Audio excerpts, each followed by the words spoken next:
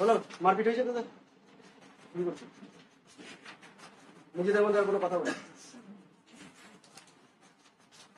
আলো যে ইউনিটটা আছে বিশাল বড় একটা ইউনিট, অনেকগুলো চ্যাপ্টার এর মধ্যে আছে। তোরা লাইট চ্যাপ্টারটা ক্লাস 10-এ পড়েছিস, একটা চ্যাপ্টারের মধ্যে যা যা ফেনোমেনন আছে। যেমন ফেনোমেননের মধ্যে কি কি আছে? প্রতিফলন, প্রতিফলন, বিচ্ছুরণ, বিক্ষেপণ, নাম শুনেছিস এগুলো? নতুন নতুন আবার নাম শুনবি এখন, অপবর্তন, সমবর্তন, ব্যতিচার, এগুলো নতুন নতুন নাম পাবি, এগুলো দূরে আছে, পরে আছে। এই যে চ্যাপ্টার মানে পার্ট গুলো ছিল, টপিক গুলো ছিল, এগুলো নিয়ে এক একটা চ্যাপ্টার আছে। প্রতিফলনে আলাদা একটা চ্যাপ্টার, প্রতিস্ফলন রিলেটেড দুটো চ্যাপ্টার আছে, তারপরে আছে ব্যতিচার রিলেটেড, আলোকীয় যন্ত্রাদি আছে, মানে এখন আমরা চোখ নিয়ে পড়াশোনা করবো। আর কি আছে? দূরবীক্ষণ যন্ত্র, অনুবীক্ষণ যন্ত্র, ওটাও আলোকীয় যন্ত্রাদির মধ্যে আছে। এছাড়া বললাম আরো 3টে নতুন নাম, সেটা হচ্ছে ব্যতিচার, অপবর্তন আর সমবর্তন। এতগুলো চ্যাপ্টার আছে আলোর মধ্যে, বুঝতে পারছিস? হিউজ একটা বড় ইউনিট। এই ইউনিট থেকে টোটাল তোদের মার্কস আছে 14।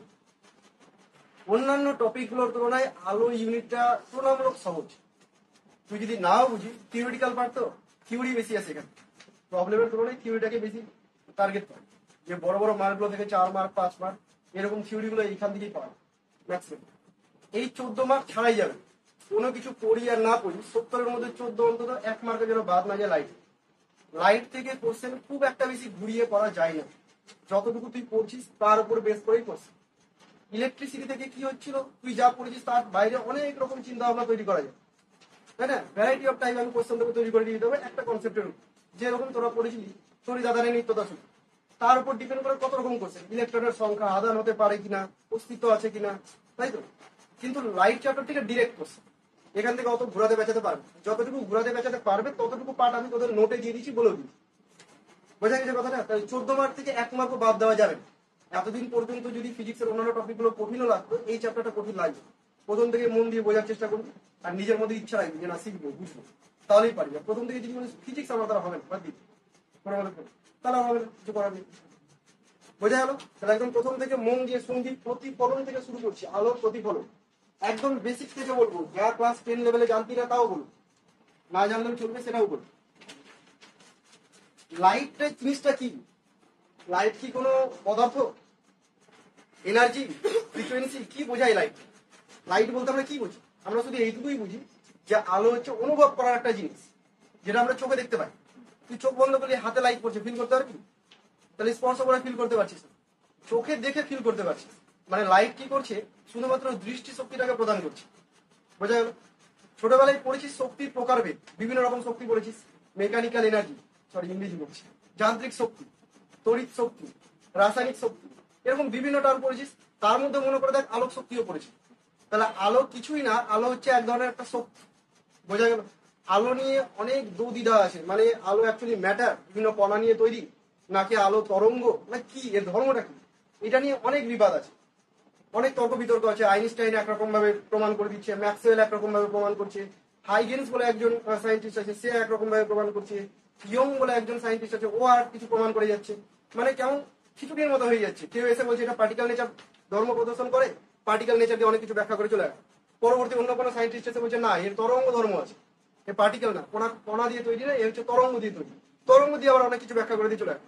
তুই কোনটাকে মানবি? মানা যাচ্ছে না। শেষ মুহূর্তে ধরে নেওয়া হয়েছিল যে এর দুটো নেচারই সম্ভব, এবং সেটা ডিপেন্ড করবে সিচুয়েশনের উপর, কোন সিচুয়েশনের উপরে অ্যাপ্লাই করা হচ্ছে।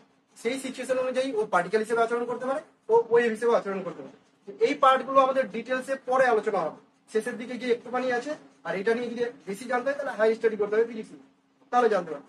আমরা আপাতত শুধু ফেনোমেনন গুলোকে পড়বো, ঘটনাগুলোকে পড়বো, যে আলোর মধ্যে কি কি ঘটনা আছে এবং সেই ঘটনাগুলো দিয়ে আমরা কি কি এক্সপেরিমেন্ট করতে পারি, কি কি জিনিস ব্যাখ্যা করতে পারি। বোঝা গেল? প্রথমে তোদের একটু ইন্টারেস্টিং আমি এনে দিই, আলো চ্যাপ্টারটার গুরুত্ব কোথায় কোথায় আছে। তোরা হয়তো ইউটিউবে কোনো সময় শুনিস বা হয়তো জিকে বইটয়ে পড়িস যে সূর্যের সব থেকে কাছের নক্ষত্র কে? নাম পড়েছিস নিশ্চয়, আমি ভুলে গেছি আপাতত, বলতে পারবি? আচ্ছা, এই যে নক্ষত্রটা, এই নক্ষত্রটাকে কিভাবে আবিষ্কার করলো? এর যদি ডিস্টেন্স বলা যায় তাহলে কয়েক লাইট ইয়ার ডিস্টেন্স হবে। আলোকবর্ষ নাম তো শুনেছিস, ওই গানের আলোকবর্ষ না, গানে এই ওয়ার্ডটাকে ইউজ করা হচ্ছে। এই আলোকবর্ষ মানে হচ্ছে দূরত্ব, মানে 1 বছরে আলো কতটা দূরত্ব যেতে পারে। একটু ইমাজিন করে, 1 বছরে আলো কতটা দূরত্ব যেতে পারে।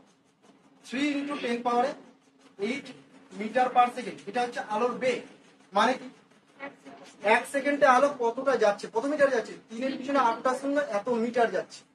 3 এর পিছনে 7টা শূন্য দিলে কোটি হয়ে যাবে। তার মানে তুই এটাকে বলতে পারিস নিয়ারলি ইকুয়াল টু 30 কোটি। এক্সাক্ট ভ্যালু এটা নয়, 2.99 সামথিং কিছু হয়, রাউন্ড আপ করে আমি বলছি 30 কোটির কাছাকাছি এক সেকেন্ডে যায়। কোটি নিয়ে মানে আইডিয়া আছে কত হতে পারে? পৃথিবীর সারফেস ব্যাসার্ধ যদি দেখতে যাই 6500 কিলোমিটার অ্যাভারেজ, 6500, 6500 কিলোমিটার। কিলোমিটারকে যদি মিটারে করি 6.500 এত মিটার। বুঝতে পারছিস পৃথিবীর ব্যাসার্ধ কত বড়? পৃথিবী নিয়ে আইডিয়া আছে কত বড় পৃথিবী হতে পারে, ইমাজিন করতে পারি আমরা। তো সেইখানে এক সেকেন্ডে লাইট যায় এত দূরত্ব। বুঝতে পারছিস তো? এক সেকেন্ড থেকে তুই 1 মিনিটে যা, 60 দ্বিগুণ করতে হবে, মানে ডিস্টেন্স কত হয়ে গেল বুঝতে পারছিস তো? 1 মিনিটকে 1 ঘন্টায় যদি তুই দেখিস এখন আরো বেশি দূরত্ব যাচ্ছে। একদিনে যাওয়া মানে তুই ইমাজিনই করতে পারবি না, তোর ক্ষমতায় নেই একদিনে লাইট যতটা যায় তুই গোটা জীবনে অত দূর যেতে পারবি, পৌঁছাতে পারবি না যত স্পিড নিয়ে যাবে। বোঝা গেল কথা? সেইখানে লাইটের 1 বছরে যে ডিস্টেন্সটা যায় সেই ডিস্টেন্সটাকে বলি আমরা 1 লাইট। 1 লাইট, 1 আলো। মানে কল্পনার বাইরে যে লাইট 1 বছরে কতটা দূরত্ব যেতে পারে। এই যে নক্ষত্রটার কথা বলছি আমি, সূর্যের কাছাকাছি নক্ষত্র, এর কয়েক আলোকবর্ষ দূরে, 1 আলোকবর্ষ না, কয়েক আলোকবর্ষ দূরে। ভাবতে পারছিস কতটা দূরে হতে পারে? কোনোদিন যাওয়া সম্ভব না। একজন মানুষের পক্ষে ওর 150 প্রজন্ম পার হয়ে গেলে ওই দূরত্ব পৌঁছাতে পারবে না। ও মরে যাবে, ওর ছেলে মেয়ে যাবে, সে মরে যাবে, তার ছেলে মেয়ে যাবে, তবুও পৌঁছাতে পারবে না 150 প্রজন্মে। এতটা দূরত্বে এই নক্ষত্রটা আছে, সূর্যের কাছাকাছি নক্ষত্র। তাহলে মানুষ কি করে ডিসাইড করে যে ওখানে এই নক্ষত্রটা আছে? কেউ গেছিল ঘুরতে, নাকি স্বপ্ন দেখিয়েছে যে ওখানে একটা নক্ষত্র আছে, বই লিখে দেয়? এরকম তো ব্যাপার না। তাহলে এই যে ঘটনাটা, ও যে জানতে পারলো নক্ষত্রটা ওখানে আছে, নক্ষত্রটার নেচার কি সেটাও জেনে গেছে, ওর মধ্যে কি কি গ্যাস আছে সেটাও জেনে গেছে। এই টপিকগুলো লাইট চ্যাপ্টারের মধ্যেই আছে।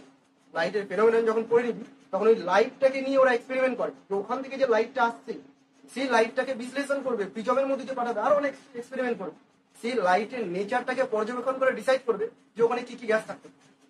বুঝতে পারলি ব্যাপারটা? আমরা এখানে হিলিয়াম গ্যাসের একটা জার নিয়ে নিবো কাচের মধ্যে, সেই হিলিয়াম গ্যাসের মধ্যে যে লাইট পাঠিয়ে দিই, কিছু একটা ঘটনা হবে, বিচ্ছুরণ বিক্ষেপণ বলে ঘটনাটাকে, ওই ঘটনাটাকে এক্সপেরিমেন্ট করবে। এবার ধর দূরবর্তী কোনো নক্ষত্র থেকে কোনো লাইট আসছে, সেই লাইটটাকে নিয়ে আলোচনা করে যদি হিলিয়াম গ্যাসের মতো প্যাটার্ন পেয়ে যায় তাহলে ডিসাইড করে নিবি যে ওখানে হিলিয়াম গ্যাস। বুঝতে পারছিস লাইট চ্যাপ্টারের গুরুত্ব? যখন পড়বি এইসব জিনিসগুলো পাবি না, শুধু প্রতিফলন, কাকে বলে প্রতিফলন, ঘটনা কি, ক্যালকুলেশন, এগুলোই। ক্লিয়ার হচ্ছে এতটুকু? লাইট চ্যাপ্টারের গুরুত্ব এতটাই। তো এইসব জিনিসকে ব্যাখ্যা করা যাচ্ছে। লাইটকে আমি কি বললাম? লাইট হচ্ছে এক ধরনের শক্তি, আলো হচ্ছে এক ধরনের শক্তি। আলোর বেগ যদি বলতে হয় তাহলে 3 × 10⁸ মিটার পার সেকেন্ড। আলো সবসময় সরল রেখা বরাবর চলে। ছোট থেকে আমরা এটা পড়েছি, আলো বেঁকে যায় না। একটা পাইপ যদি এরকম বাঁকা পাইপ নিই, এদিক থেকে দেখতে গেলে এইদিকে দেখতে পাবো, তাই না? সোজা পাইপ হতে হবে তাহলে দেখতে পাবো। তার মানে লাইট সরল রেখা বরাবর চলে। কোনো সমসত্ব মাধ্যমের মধ্য দিয়ে যদি লাইট যায় তাহলে লাইটের 3টে ঘটনা হতে পারে অন্য কোনো মাধ্যমে আপতিত হওয়ার আগে। সমসত্ব মাধ্যম মানে কি বুঝলি? বুঝলি? সমসত্ব মাধ্যম মানে হচ্ছে এমন কোনো মিডিয়াম যে মিডিয়ামের প্রত্যেকটা অঞ্চলে ঘনত্বটা সেম। এখানে ধরো ঘরের মধ্যে এয়ার মিডিয়াম আছে, এইখানে এয়ারের যা ডেন্সিটি হবে শেষেও যেন এয়ারের ডেন্সিটি তাই হবে, ওখানেও যেন এয়ারের ডেন্সিটি তাই হবে, মানে সমান ঘনত্ব বিশিষ্ট সব জায়গায়। এরকম মিডিয়ামকে বলছি আমরা সমসত্ব মিডিয়াম। প্র্যাকটিক্যালি সম্ভব না, থিওরিটিক্যালি সবই সম্ভব, কল্পনা করতেই পারে। তো এরকম কোনো সমসত্ব মাধ্যমের মধ্যে দিয়ে লাইট যদি যায় আর যেতে যেতে যদি কোনো বাধা পেয়ে, হয়তো কোনো দর্পণের উপর গিয়ে আপতিত হল, হতে পারে কোনো লেন্সের উপর গিয়ে আপতিত হল, তাহলে লাইটের বিভিন্ন ঘটনা ঘটতে পারে। কি কি ঘটনা ঘটতে পারে? মেইনলি আমরা 3টে ঘটনা পড়বো। এক হচ্ছে প্রতিফলন, আর একটা হচ্ছে প্রতিসরণ, আর একটা হচ্ছে শোষণ। ঠিক আছে? লাইটের শোষণ নিয়ে আমাদের ইউনিটের মধ্যে বেশি কিছু নেই, বেশি কিছু নেই বলতে নেই ধরতে। ঠিক আছে? শোষণ চ্যাপ্টারটা তোরা 11-এ পড়ছিস, তাপের শোষণ, কৃষ্ণ বস্তুর বিকিরণ পড়েছিস, মনে পড়ছে নিউটনের শীতলীকরণ সূত্র পড়েছিস। এই যে টার্মগুলো, নামগুলো মনে পড়ছে কিনা, জিনিস কি ভুলে গেছিস আমি জানি, হয়তো পড়িসনি, নামগুলো মনে পড়ছে। তো এই যে জায়গাগুলো ছিল, এখানে তাপের শোষণ ছিল। সেম ঘটনা আলোর ক্ষেত্রে হয়, আলোর শোষণ। আলোর শোষণ নিয়ে আমরা বেশি পড়বো না, আমরা শুধু পড়বো কাকে নিয়ে? প্রতিফলনকে নিয়ে আর প্রতিসরণ। বোঝা গেছে এতটুকু? প্রতিফলন জিনিসটা কি, আলোর প্রতিফলন জিনিসটা কি, কেউ একজন বল দেখি, বুঝিয়ে বল। রিফ্লেকশন বা প্রতিফলন বলতে কি বোঝায়? আলোটা কোনো একটা থেকে যাচ্ছে, তারপরে হ্যাঁ, কাছাকাছি কোন লাইট যাচ্ছে সোজা কোন একটা মিডিয়ামের মধ্যে দিয়ে যাচ্ছে, আর এইখানে কোন একটা দর্পণ রাখা আছে। ঠিক আছে? তাহলে এই দর্পণ থেকে লাইট কিভাবে ঘুরে যাবে, এই ঘটনাটাকে বলি আমরা প্রতিফলন। কোন সমসত্ব মাধ্যমের মধ্য দিয়ে যেতে যেতে আলো যদি অন্য কোনো সমসত্ব মাধ্যমের বিভেদ তলে আপতিত হয়, এদিকটা কাঁচ মিডিয়াম আছে মনে করো, তাহলে এটা একটা আলাদা মিডিয়াম, এটা একটা আলাদা মিডিয়াম। এই মিডিয়ামের মধ্যে দিয়ে যাচ্ছিল, যেতে যেতে অন্য কোনো মিডিয়ামের বিভেদ তলে আপতিত হলো, এইটাকে বলছি আমরা বিভেদ তল। বিভেদ তলে আপতিত হলে আলোক রশ্মির কিছুটা অংশ, পুরোটাই না, কিছুটা অংশ ওই মাধ্যমে আবার ঘুরে চলে আসে। এই ঘুরে চলে আসার ঘটনাটাকে আমরা বলি রিফ্লেকশন বা প্রতিফলন। বোঝা গেছে কথাটা? প্রতিফলন মানে ঘুরে চলে আসে। কোন সমসত্ব মাধ্যমের মধ্যে দিকে দিয়ে আলোক রশ্মি যদি অন্য কোনো সমসত্ব মাধ্যমে আপতিত হয়, তাহলে বিভেদ তল থেকে প্রথম মাধ্যমেই ঘুরে আসে। এই ঘটনাটাকে বলবো আমরা আলোর প্রতিফলন। বোঝা গেছে কিনা? বুঝে গেলে নিজে বানিয়ে বলবো। যেমন ধরুন আলোর প্রতিফলনে, দেখ আলোর প্রতিফলনের ক্ষেত্রে আমি কি বললাম যে কিছুটা পোর্শন লাইট ঘুরে চলে আসে, সম্পূর্ণটা আসে। মনে কর আমি লাইটটাকে ধরছি যে 100 ভাগ লাইট পাঠিয়েছি, লাইটের 100 ভাগ পাঠিয়েছি, তাহলে 100 ভাগই ঘুরে আসবে না, হতে পারে যে 4 ভাগ ঘুরে আসলো, বাকি 96 ভাগ এর মধ্যে প্রবেশ করে। বুঝতে পারলি ব্যাপারটা? হতে পারে যে 96 ভাগ ঘুরে গেল, 4 ভাগ এর মধ্যে প্রবেশ করে। এটা ডিপেন্ড করবে মেটেরিয়ালের, মেটেরিয়াল কেমন নিচ্ছে। এখানে যদি আমি একটা কাচের ব্লক নিই, লাইট যখন পাস করাবো এর 96% লাইট এর মধ্যে ঢুকে যায়, আর বাকি 4% রিফ্লেক্ট হয়ে চলে আসে। ঠিক আছে? এখন যদি এই কাচের ব্লকটাতে আমি পুরো ব্লক না নিয়ে এই জায়গাটাকে ঘষে দিই, দর্পণ যেমন আমরা দেখি, আয়না যেটাকে, ঠিক আছে, ঘষে দিলাম, মানে বেশি কিছু নেই, এইখানে মেটেরিয়াল দিয়ে বাধা দেওয়া আছে বা পিছনটাকে রঙের প্রলেপ করে দেওয়া আছে, দর্পণ তো দেখেছিস। তখন কি হবে, এখান থেকে যে লাইটটা আসবে তার 96 ভাগটাই ঘুরে আসবে, 4 ভাগটা হয়তো এর মধ্যে প্রবেশ করবে। তাহলে ডিপেন্ড করছে সিচুয়েশন কেমন দিচ্ছে, তার উপরে লাইট কতটা আসবে কতটা যাবে। বোঝা গেল? আমরা এখানে প্রতিফলন করছি, তাহলে আমরা এই 96 ভাগটাকে নিয়েই করবো, ধরে নিচ্ছি ম্যাক্সিমামটাই ঘুরে চলে আসছে। যতটুকু ওর মধ্যে ঢুকে যাচ্ছে ওটা নিয়ে আলাদা চ্যাপ্টারের প্রতিসরণ। ক্লিয়ার? এতটুকু কি নিয়ে আমাদেরকে পড়তে হবে? আচ্ছা, এখান থেকে লাইট কতটা ঘুরে আসবে সেটা দুটো জিনিসের উপর ডিপেন্ড করে, দুটো ফ্যাক্টরের উপর ডিপেন্ড করে। লাইটের কতটা অংশ ঘুরে আসবে সেটা ডিপেন্ড করবে দুটো ফ্যাক্টর। এক, মাধ্যম যে দুটো আছে সেই মাধ্যম দুটোর প্রকৃতির উপর। এখানে আমি কাঁচ মিডিয়াম বাই মিডিয়াম নিয়েছি, যদি কাঁচ না নিয়ে এখানে একটা লোহা নিতাম, লোহার প্লেট নিতাম আর বাই মিডিয়াম নিতাম, তাহলে কি অতটা ঘুরে আসতো যতটা ঘুরে আসতো কাঁচের ক্ষেত্রে? আসতো না, তুলনামূলক অনেকটাই কম ঘুরে আসতো। বুঝতে পারছি? তাহলে অবশ্যই মিডিয়ামের প্রকৃতির উপর ডিপেন্ড করছে যে কোন মাধ্যমটাকে আমি এখানে নিয়েছি। অসুবিধা আছে এতদূর বুঝতে? নেই। আরেকটা জিনিসের উপর ডিপেন্ড করে, সেটা হচ্ছে কতটা তির্যক ভাবে আলোক রশ্মি হিসেব করছে। এই মনে কর দর্পণটা সোজা ছিল ভার্টিক্যাল, আমি হরাইজন্টাল করব, ঠিক আছে? আলোক রশ্মি এইভাবে আসছে, মনে কর দুটো আলোক রশ্মি দিয়ে দেখাচ্ছি, এইভাবে আসছে, এইভাবে ঘুরে চলে যাবে, তাই তো? এইভাবে ঘুরে চলে যাবে। আলোক রশ্মি যদি এইভাবে নিয়ে এসে একটু তির্যক ভাবে এসে পড়তো, এইরকম ভাবে, খেয়াল করে দেখ ওই ডিস্টেন্সটা এখানে যা আছে এখানে তাই আছে, মানে আমি রাখার চেষ্টা করছি। এইখানে যতটুকু এরিয়ায় পড়েছিল প্রথম ক্ষেত্রে, দ্বিতীয় ক্ষেত্রে কিন্তু তার থেকে বেশি এরিয়ায় পড়ছে, তাই না? তাহলে বেশি পরিমাণে প্রতিফলিত হবে। ক্লিয়ার হচ্ছে ব্যাপারটা? তার মানে এই যে তির্যকনেসটা, যত তির্যকনেস বাড়বে এখানে ক্ষেত্রফল তত বাড়বে, আলোক রশ্মি তত বেশি পরিমাণে প্রতিফলিত। তাহলে আলোক রশ্মি যত তির্যক ভাবে পড়বে আলোক রশ্মি তত বেশি পরিমাণে প্রতিফলিত। ক্লিয়ার? দুটো ফ্যাক্টর বললাম, একটা হচ্ছে মাধ্যম দ্বয়ের প্রকৃতি, আর একটা বললাম আলোর তির্যকনেস, কতটা তির্যক ভাবে পড়বে। অসুবিধা নেই বুঝতে? প্রতিফলনের সূত্র ছোট থেকেই পড়ে আসিস। কোন ক্লাস থেকে পড়ছিস বলতো? ক্লাস 9 থেকে 7 থেকে পড়ছিস। ক্লাস 7 থেকে প্রতিফলনের সূত্র পড়ে আসছি। একটুখানি বলে চলে যাচ্ছি আমি। প্রতিফলনের কটা সূত্র আছে? একটা না দুটো নাকি তিনটা? কটা আছে রে? দুটো আছে। আমি ভালো এটা দেখে বলবি নাকি তোর আবার তিনটা, ওই জন্য দিচ্ছি। তো আলোর প্রতিফলনের দুটো সূত্র। প্রথম সূত্রটা কি? আপতন কোণ প্রতিফলন কোণ সমান। বাচ্চা বাচ্চা জানে এটা। এই হলো আলোক রশ্মি, এইভাবে ঘুরে যাচ্ছে, তাই তো? এটাকে আমরা কোন রশ্মি বলি? আর এটাকে এখানে একটা কি আঁকতে হয়? অবিলম্ব। আপতন বিন্দুতে একটা অবিলম্ব আঁকতে হয়। এই কোণটাকে আমরা কি কোণ বলি? তোর মাথা। এইটাকে বলি আমরা আপতন কোণ। জানি তো ভুল করবি। এইটাকে বলি আপতন কোণ। অবিলম্বের সঙ্গে আলোক আপতিত রশ্মি যে কোণ করে তাকে বলে আপতন কোণ, আর এটাকে বলে প্রতিফলন কোণ। তার মানে আই আর আর সমান হয়। ওই কোণটা 60 হলো, এই কোণটাও 60। আর 2 নাম্বারটা কি ছিল? 2 নাম্বারটা মুখস্থ করে নিয়েছিলাম কিন্তু বুঝেছিলাম না কিছু। হ্যাঁ, রশ্মি না রশ্মি, আপতিত রশ্মি, প্রতিফলিত রশ্মি আর এই আপতন বিন্দুতে অঙ্কিত অবিলম্ব, এরা সবাই একটা তলে থাকে। খেয়াল কর যতগুলো আমি এঁকেছি পুরোটাই বোর্ডের তলেই আছে। বোর্ডের তল থেকে বাইরে বেরিয়েছি বেরাই। এটা মনে কর আমার দর্পণ, এটা হলো আমার দর্পণ। আলোক রশ্মি যদি এখানে এসে আপতিত হয় এইভাবে, আলোক রশ্মি এদিকে চলে যাবে, এরকম ভাবে যাবে, এইভাবে যাবে। এখানে একটা অবিলম্ব আঁকবো, তাহলে একটা স্লাইস যদি কেটে দিই যায় একটা তলের মধ্যেই সবাই আছে। এমন না যে আপতিত রশ্মি এদিকে আসছে, প্রতিফলিত রশ্মি এদিকে চলে গেল, আর এখানে আমি অবিলম্ব আঁকলাম, দুটো তলে হবে, এটা একটা তল, এমনটা সবাই কি হবে একই তলে থাকবে। ফিল করতে পেরে গেছি ততটুকু? তাহলে প্রতিফলনের দুটো সূত্র, এই সূত্রটা, এই যে 2 নাম্বারটা, যেটাকে আমরা এতটা ইম্পর্টেন্স দিই না, এটারও গুরুত্ব আছে। এখান থেকে কোশ্চেন পেয়ে যেতে হবে। প্রতিফলনের প্রকৃতিকে 2 ভাগে ভাগ করা হয়।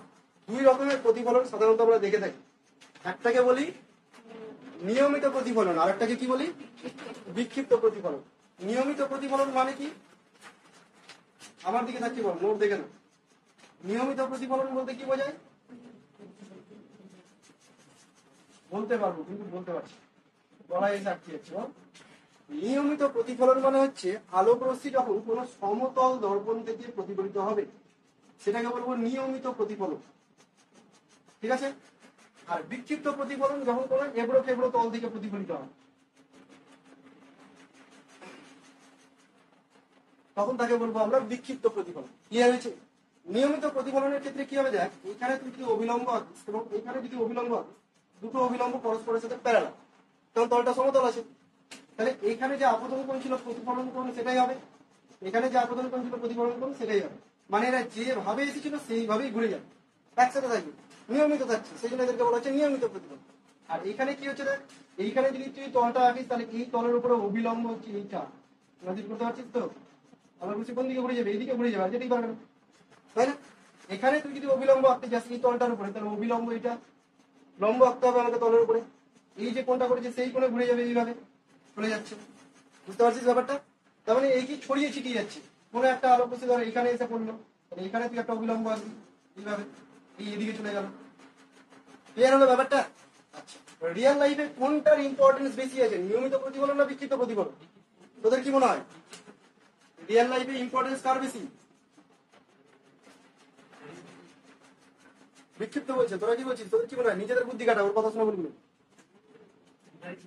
দুটারই সমান। কে দুটোরই একই গুরুত্ব। নিয়মিত প্রতিফলন আমাদের দরকার, বিক্ষিপ্ত প্রতিফলনও দরকার। দেখ যদি সাধারণত দেখে মনে হচ্ছে এটাই ভালো, কত সুন্দর নিয়মিত নিয়ম ফলো করছে, তাই না, সোজা চলে যাচ্ছে। না, কোনো কোনো সময় নিয়ম না ফলো করাটাও বেটার হয়, যেটা তোরা করিস। কোনো কোনো সময় তোরা সবসময় করিস, সবসময় করলে হবে। তো বিক্ষিপ্ত প্রতিফলনের ক্ষেত্রে কি হয়, আমাকে যে দেখতে পাচ্ছিস তোরা এটা বিক্ষিপ্ত প্রতিফলনের জন্য দেখতে পাচ্ছিস। এইখান থেকে লাইটটা আসছে আমার গায়ে, যেভাবে লাইট আসছে আমার উপর একটা অবিলম্ব টেনে দিলে সেইভাবে ঘুরে চলে যাবে এদিকে। যদি শুধুমাত্র নিয়মিত প্রতিফলনটাই হতো তাহলে আমার এই অ্যাঙ্গেলে যে বসে আছে সেই আমাকে দেখতে পেত, তোদের চোখে তো লাইট যেতই না, তোরা দেখতেই পেতি। বুঝতে পারলি? আমরা দেখতে পাচ্ছি কি জন্য? তোর শরীর থেকে লাইটটা আমার চোখে আসছে, সেই লাইটটা তো আমি দেখতে পাচ্ছি। তোর শরীরে যদি লাইট না পড়ে তাহলে তোকে দেখতে পাবো না। তুই এখানে বসে আছিস, আমি লাইট অফ করলাম, দেখতে পাবো তোকে? পাবো না। বোঝা গেল ব্যাপারটা? তাহলে আমার শরীর থেকে লাইট রিফ্লেক্ট হয়ে যখন চোখে যাবে তখন আমি দেখতে পাবো। বিক্ষিপ্ত প্রতিফলনের ক্ষেত্রে কি হয়, আমি যেখানে দাঁড়িয়ে আছি আমার শরীরটা প্লেন না, ঠিক আছে, আমার শরীরটা হচ্ছে অমসৃণ। এখন যদি মনে হয় মেকআপ টেকআপ করে প্লেন হয়ে যাবে, তা হয় না, অমসৃণই থাকে, অতটা প্লেন করা সম্ভব না। তো লাইট এখান থেকে এসে কি হচ্ছে, চারিদিকে ছড়িয়ে যাচ্ছে বলে তোরা সবাই দেখতে পাচ্ছিস। ক্লিয়ার? নিয়মিত প্রতিফলনের ক্ষেত্রে কি হয়, বোর্ডে অনেক সময় তোরা লাইটের ছড়া দেখতে পাচ্ছিস, তাই না? একদিক থেকে অ্যাঙ্গেল করলে দেখতে পাচ্ছ, অন্য দিক থেকে অ্যাঙ্গেল করলে আর দেখতে পাচ্ছ। বুঝতে পারলি ব্যাপারটা? এবার ধরে নে এটা বোর্ড না হয়ে এটা দর্পণ হওয়া উচিত, একটা কাঁচ আছে বলো, ওই কাঁচের মধ্যে তুই এই লাইটটাকে দেখতে চাস, তাহলে ওই যেখানে বসে আছে ওখান থেকে কিন্তু ওই লাইটটাকে খুব ভালোভাবে দেখতে হবে। তুই যেখানে বসে আছিস সেখান থেকে দেখতে হবে না লাইট। বুঝতে পারলি ব্যাপারটা? তাহলে নিয়মিতরও দরকার আছে, বিক্ষিপ্তরও দরকার আছে। তবে রিয়েল লাইফের ম্যাক্সিমাম ক্ষেত্রে বিক্ষিপ্ত প্রতিফলনই হয়।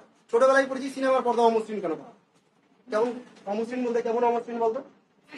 কুচি কুচি করে দেন এই কাপড়টাকে, কেমন করে এরকম এরকম, এটা কাপড় মনে কর, যাই হোক একটু বেশি পরিষ্কার কাপড়টা, কষ্ট করে বুঝে এই কাপড়টাকে কেমন করা এরকম এরকম ভাঁজ করে দেয়, কিছুই করে না, এই কাপড়টাকে এরকমই একদম প্লেন। এই কাপড়টা কি মসৃণ না অমসৃণ? এটা যেমন অমসৃণ, সিনেমার পর্দাটাও অমসৃণই থাকে, কাপড় দিয়ে তৈরি। কেন বলতো, এই জায়গাগুলো হচ্ছে অমসৃণ, তলটা হচ্ছে অমসৃণ, বোঝা? এর উপরে লাইট পরে চারদিকে ছড়িয়েছে বলে সিনেমা হলের যে কোনো প্রান্ত থেকে সবাই স্পষ্টভাবে দেখতে পাচ্ছে, তা নাহলে দেখতে পেতো না, কোনো একটা পার্টিকুলার অ্যাঙ্গেলে দেখতে পেতো। বোঝা গেছে বিক্ষিপ্ত প্রতিফলন কি জিনিস? পার্থক্য হিসেবে আমি এই জায়গাটাকে বলে দিয়েছি তোদের, তোরা নিজেরা একটু করে নিবি। শেষ।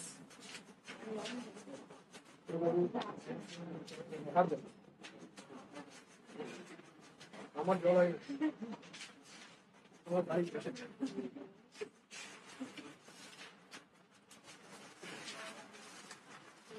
বুঝতে পারলি নিয়মিত বিক্ষিপ্ত। চলো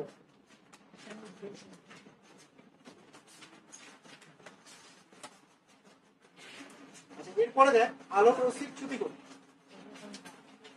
চ্যুতিকোণ অথবা বিচ্যুতিকোণ, ডেভিয়েশন অ্যাঙ্গেল বলতে কি বোঝায়? বিচ্যুতি কথার অর্থ কি রে? বিচ্যুতি কথার অর্থ কি? ও যে পথে যাচ্ছিল সেই পথে যাচ্ছিল, ঘুরে গেল, তাই না? তারপরে ডেভিয়েটেড হয়ে গেল, সেটাকে আমরা বলছি বিচ্যুতি। আলোক রশ্মি এইভাবে আসছিল, এইখানে একটা দর্পণকে রেখে দিয়েছি, এই না থাকলে কি হতো? এইভাবে চলে যেত, তাই না? তাহলে এটা হচ্ছে তার ইনিশিয়াল পাথ, এইভাবে সোজা যেতে চাইছিল, বাট এই থাকার জন্য বেচারাকে ঘুরে যেতে হবে। বুঝতে পারলি ব্যাপারটা? কত ডিগ্রি অ্যাঙ্গেলে ঘুরে গেল, এইখান থেকে এত ডিগ্রি অ্যাঙ্গেলে ঘুরে গেল, এই অ্যাঙ্গেলটাকেই বলা হচ্ছে বিচ্যুতি কোণ। এটা ডেল্টা দিয়ে প্রকাশ করছে, ঠিক আছে? আপতিত রশ্মির ক্ষেত্রে মানে আপতন কোণটা যদি তোর জানা থাকে, এই কোণটাকে আমি বলে দিচ্ছি আই, তাহলে এই কোণটা কত হবে? আই আর তো সমান, তাই বলে দিচ্ছি এটাকে। তাহলে এই ডেল্টাটাকে দেখতো 180 ডিগ্রি মাইনাস 2i বলতে পারবো না? এতটুকু জিওমেট্রি তো সবাই জানিস, 180 ডিগ্রি মাইনাস 2i বলতেই পারি। তো এইটাই হচ্ছে বিচ্যুতি, কঠিন কিছু না। এটা অসুবিধা আছে বুঝতে? প্রতিফলনের ক্ষেত্রে একরকম ফর্মুলা হবে, প্রতিসরণ আসবে তখন আর এক রকম ফর্মুলা আসবে, বিভিন্ন রকম ভাবে কনসেপ্ট ক্লিয়ার থাকবে কিনা সূত্রের কোনো দরকার নিয়ে নিবে, ঠিক আছে? হয়েছে এতটুকু? আচ্ছা, তোকে ধর কোশ্চেন দিয়ে দিল যে প্রতিফলনের ক্ষেত্রে বিচ্যুতি কোণ 90 ডিগ্রি, আপতন কোণ বের করো। আপতন কোণ কত হবে? কি বলে দিল? যে আলোক রশ্মির চ্যুতি কোণ হচ্ছে 90 ডিগ্রি, আপতন কোণ কত? কি করে বের করবি?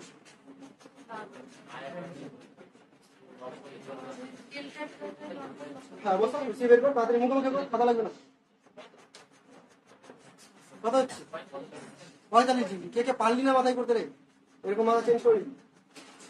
আই এর মান হচ্ছে 45 ডিগ্রি, ক্যালকুলেট করে নিলি এখান থেকে, যদি কোনটা বুঝতে পার। নেক্সট পার্ট আছে প্রতিবিম্ব। প্রতিবিম্বের ইংরেজি নাম হচ্ছে ইমেজ। ইমেজ কি জিনিস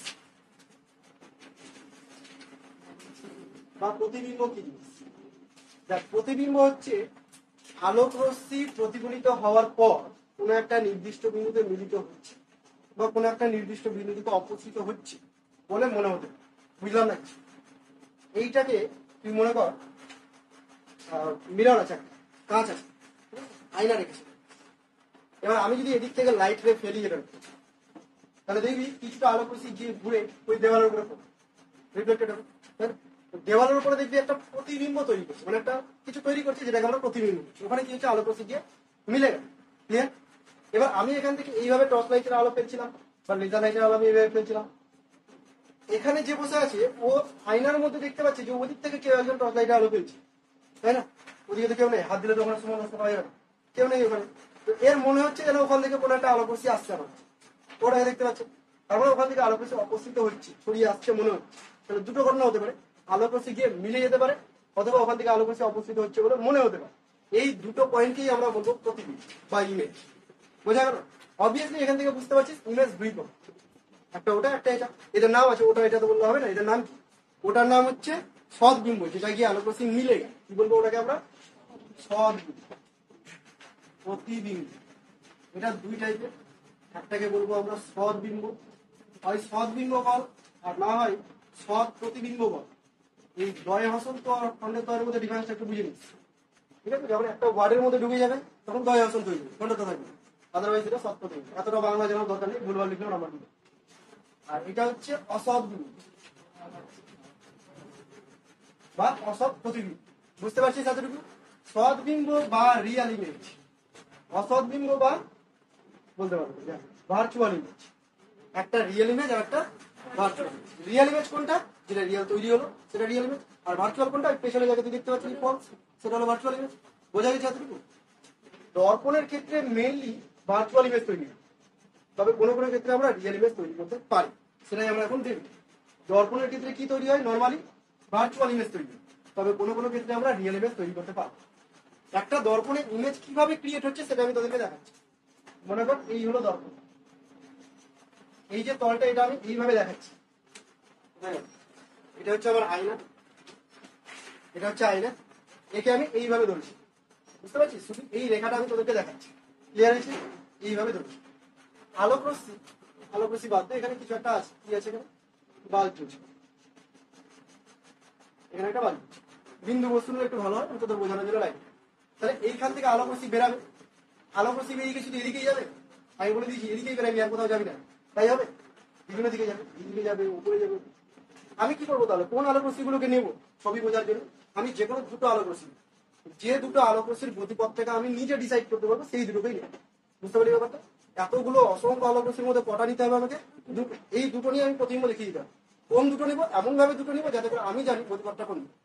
যেমন যদি কোনো আলোক রশ্মি এরকম সোজা লম্ব ভাবে সেখানে আপতিত হয়, হতেই পারে, যদি হয় তাহলে আমার জানা আছে আলোক রশ্মি কোন দিকে প্রতিফলিত হয়। আলোক রশ্মি এই দিকেই ঘুরে। কেন? কারণ এই বিন্দুতে অবিলম্ব এটাই, আর অবিলম্বের সঙ্গে কোনো কোণ করেনি, আপতন কোণ 0 মানে প্রতিফলন কোণ 0। তাহলে সোজা এই পথে ঘুরে চলে। আচ্ছা, তাহলে এখানে যদি কেউ দেখে এইভাবে, যদি এখানে কেউ চোখ রাখে, ও কি দেখবে? চোখটা খারাপ হয়ে যাবে। ভালো হয়েছে, মোটামুটি তারা বুঝে গেছে। ঠিক আছে, এই দিক থেকে যদি কেউ দেখে ওর চোখে আলোক রশ্মি আসছে, কোথা থেকে আসছে? ওই দিক থেকে কোথা থেকে আসছে, মানে এইভাবে ডটের দিয়ে বাড়ি দিচ্ছে, যেগুলোকে আসছে মনে হবে সেগুলোকে ডটের দিক, ওদিক থেকে কোথা থেকে এই আলোক রশ্মিটা আসছে বলে ওর মনে হচ্ছে। এখান থেকে আরো একটা আলোক রশ্মি বের কর। কোনটা আলোক রশ্মি বের করবি? যে কোনো একটা আলোক রশ্মি এইদিকে বের করে এইভাবে নিয়ে চলবে। তাহলে খেয়াল করে দেখ, এই পয়েন্টে তুই যদি একটা অবিলম্ব আঁকিস তাহলে এখানে পার্টিকুলার একটা অ্যাঙ্গেল করলো, তাই না? যতটা অ্যাঙ্গেল এখানে করলো ঠিক ততটা অ্যাঙ্গেলে এইদিকে ঘুরে যাবে, সেম অ্যাঙ্গেলে ঘুরে যাবে। এবার এখান থেকে যদি কেউ দেখে তাহলে ও কি দেখবে? আলোক রশ্মি ওই দিক থেকে কোথা থেকে আসছে? কোথা থেকে? এই দিক থেকে কোথা থেকে আসছে, তাই না? বুঝতে পারলি ব্যাপারটা? এই যে এত বড় ছবিটা আঁকলো, আমার চোখগুলোকে ছোট ছোট করো, অ্যাকচুয়ালি তার এরা খুব কাছাকাছি অবস্থিত, আর চোখটাই বড়, আমার চোখটা তুলনামূলক বড়। আর আলোক রশ্মিগুলো যেগুলো আমি এখানে এঁকেছি, যে ছবিটা আঁকলাম, এরা অনেকটাই ছোট, বোঝানোর জন্য এত বড় করে। বুঝতে পারছিস তো? এবার দুটো চোখকে সরিয়ে আমি এখানে বড় চোখে দিয়েছি, কষ্ট করে দিয়ে, ঠিক আছে?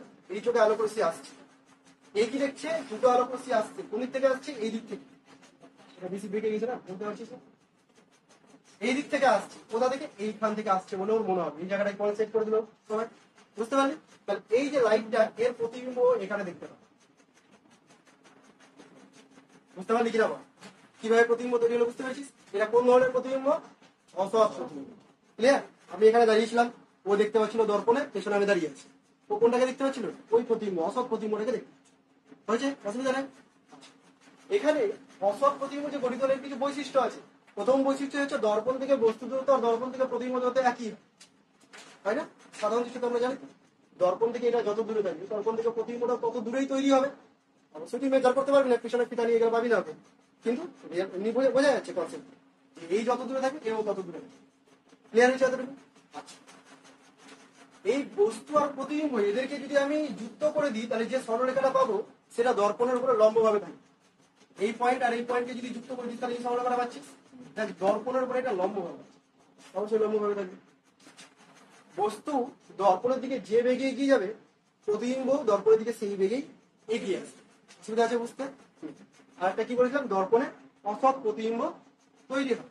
আচ্ছা, দর্পণের ক্ষেত্রে প্রতিবিম্বের পার্শ্বীয় পরিবর্তন ঘটে। বুঝিস পার্শ্বীয় পরিবর্তন? বুঝিস না? ডান হাতকে বাম হাত মনে হয়, আর বাম হাতকে ডান হাত মনে হয়, তাই তো? পার্শ্বীয় পরিবর্তন এমন হয় না যে পা পরে চলা মাথা নিচে চলে যাবে, এমনটা হবে না। এটা জলের ক্ষেত্রে দেখতে হবে এই প্রতিবিম্বটা, কিন্তু দর্পণের ক্ষেত্রে প্রতিবিম্ব কেমন হবে? পাশাপাশি পরিবর্তন হয়ে যাবে, পার্শ্বীয় পরিবর্তন। এটা দেখা লক্ষ্য কর। প্রতিবিম্বের আকার আর বস্তুর আকার সমান হয় নাকি ছোট বড় হয়? এই ক্ষেত্রে প্রতিবিম্বের আকার আর বস্তুর আকার সমান হয় নাকি ছোট বড় হয়? সমানই হয়। এমন করে যে আয়নার সামনে দাঁড়ানো নিজেকে ছোট ছোট লাগছে বা বড় বড় লাগছে। যেসব আয়নাতে ছোট বড় লাগে সেই সব আয়না পুরোপুরি সমতল নয়। দেখবি কোনো কোনো দর্পণের সামনে দাঁড়াবি, মুখটা এখানে আছে, থুকনি এতদূর নেমে গেছে, হয় না? ওই রাস্তাতে সাধারণত যে দর্পণগুলো লাগানো থাকে দোকানে, দূর থেকে যখন তুই দেখবি ওগুলো মনে হয় মানে ছোট গেছে, এবার দাঁত এতদূর নেমে গেছে। ওগুলো পুরোপুরি সমতল না, সেই জন্য ওরকম মনে হয়। সমতল দেখতে গেলে এটা হতো না সমতল। এরপর যদি তোরা কিনতে যাস, ড্রেসিং টেবিল কিনতে যাচ্ছিস ধর আয়না সহ, তো কিনতে যাওয়ার সময় অবশ্যই কাছ থেকে ভালো করে দেখবি না, দূরে চলে যাবি। দূরে গিয়ে দেখবি তুমি ছোট বড় লাগছে কিনা, হয়তো দেখবি পা বড় হয়ে গেছে, বডি এত এরকম মনে হয়, তখন তুই বুঝে যাবি যে পুরোপুরি সমতল নেই। তো যাই হোক, এতটুকু বুঝতে পারলি তোরা? আচ্ছা, এখানে তোদের একটা প্রমাণ হয়। প্রমাণটা হচ্ছে দেখাও যে সমতল দর্পণে গঠিত অসৎ বিম্বের ক্ষেত্রে বস্তু দূরত্ব আর প্রতিবিম্ব দূরত্ব সমান সমান হয়। যেটা আমি তোদের বললাম, আমরা রিয়েল লাইফে বুঝে যাচ্ছি। বস্তু দূরত্ব বলতে এইখান থেকে এই দূরত্বটা, প্রতিবিম্ব দূরত্ব বলতে এই দূরত্ব, এরা দুজন সমান সমান হয়, এটা তোকে প্রমাণ করি। এই প্রমাণটা তুই সিম্পল জিওমেট্রি ইউজ করে করতে হবে, সিম্পল জ্যামিতি ইউজ, বেশি কিছু লাগবে না। এই ছবিটাতেই তৈরি করবি। ছবিটা দেখতে পাচ্ছিস? হ্যাঁ, দেখতে তো পাচ্ছিস। ছবিটার মধ্যে দেখ এই অ্যাঙ্গেলটা যা হবে, এই অ্যাঙ্গেলটা কি আলাদা কিছু হবে? এই অ্যাঙ্গেলটা যদি আমি 30 বলি, এই অ্যাঙ্গেলটা কত হবে? 30 ডিগ্রি হবে। কেন হবে? একান্ত। তাহলে এই দুটো হচ্ছে একান্ত, এটা বুঝে গেছিস। আর এটা আয় মানে তো এটাও আয় ছিল, তাই না? তার মানে এটা এটা ওটা সবাই সমান। এটা যদি আয় হয় তাহলে এটা কি কোণ? এটা 90 ডিগ্রি মাইনাস আয়, তাই তো? মাথাও ঝুঁকাচ্ছে কয়েকজন রে, কি দিনকাল আসলো বলতো। এটাও আয় কি করে? এরকম দুটো প্যারালাল লাইন এরকম যদি থাকে, এই কোণটা আর এই কোণটা অনুরূপ কোণ হয় না? তাই তো আছে, এই পুরোটা আর এই পুরোটা এরা প্যারালাল, আর এই দ্বারা একই দিকে কোণ তৈরি করছি, মানে এরা অনুরূপ কোণ। তাহলে এটা হতে গেলে ওটা হয়। তো আলটিমেটলি বুঝে গেলি যে এই দুটো ত্রিভুজ যদি নিই, নাম দিয়ে দিচ্ছি এ ও বি আর সি। এ ও বি ত্রিভুজ পেয়েছিস, আর একটা ত্রিভুজ হচ্ছে কি বি ও সি। এই দুটো ত্রিভুজ এর ক্ষেত্রে এই কোণটা আর এই কোণটা সমান, একটা শর্ত স্যাটিসফাইড। আমি লিখছি না, এই কোণটা সমান কেন? 90 ডিগ্রি। আর এই বাহুটা সাধারণ বাহু। হয়ে গেল। তিনটে শর্ত প্রমাণ করতে উপপাদ্য তোদের জানকে নিতে ছোটবেলায়, তাই না? কি সব করতো বুঝায়? এই উপপাদ্যের ক্ষেত্রে তিনটে জিনিস সমান হয়ে গেল। তাহলে এই দুটো ত্রিভুজকে আমরা কি বলতে পারি? সর্বসম। সর্বসম কথার অর্থ কি? সব দিক থেকে সমান, সবকিছুই সমান। তার মানে এই বাহুটা আর এই বাহুটাও সমান হতে হবে, অনুরূপ বাহু। প্রমাণ হয়ে গেল ওয়ে সমান সমান হচ্ছে। সিম্পল জিওমেট্রি ইউজ করে আমি বুঝতে পেরেছিস তো? সমতল দর্পণে সদ্বিম্ব কি করে তৈরি করা যেতে পারে? সমতল দর্পণে কি সদ্বিম্ব তৈরি হয় না? হয়। তাহলে সমতল দর্পণে কিভাবে সদ্বিম্ব আমরা তৈরি করব?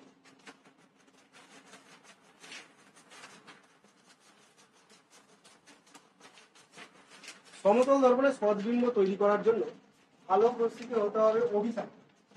এই হলো দর্পণ, এই হলো দর্পণ। এইভাবে একটা আলোক রশ্মি আসছে, ঠিক আছে? আর একটা আলোক রশ্মি মনে কর এইভাবে আসছে। বুঝতে পারছিস? দুজন একদিকে সংকুচিত দেওয়ার চেষ্টা করছে, তাই না? যদি এরা না থাকতো চলে যেত, এই না থাকলে এইদিকে চলে যেত। ঠিক আছে, যাই বুঝে গেছিস তো?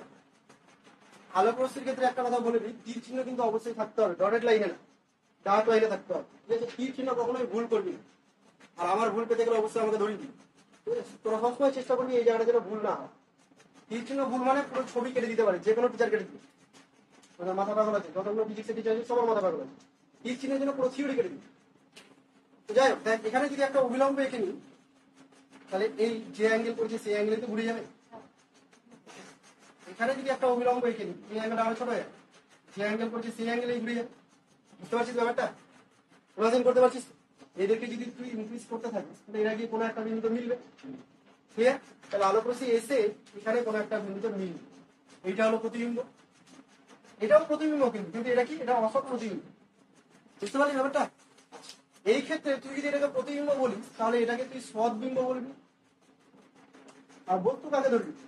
বস্তু তো এদিকে কোথাও ছিল, তুই ডিস্টেন্স বলতে পারবি কোথায় ছিল? ছড়িয়ে কোথা থেকে আসছে আমি জানি।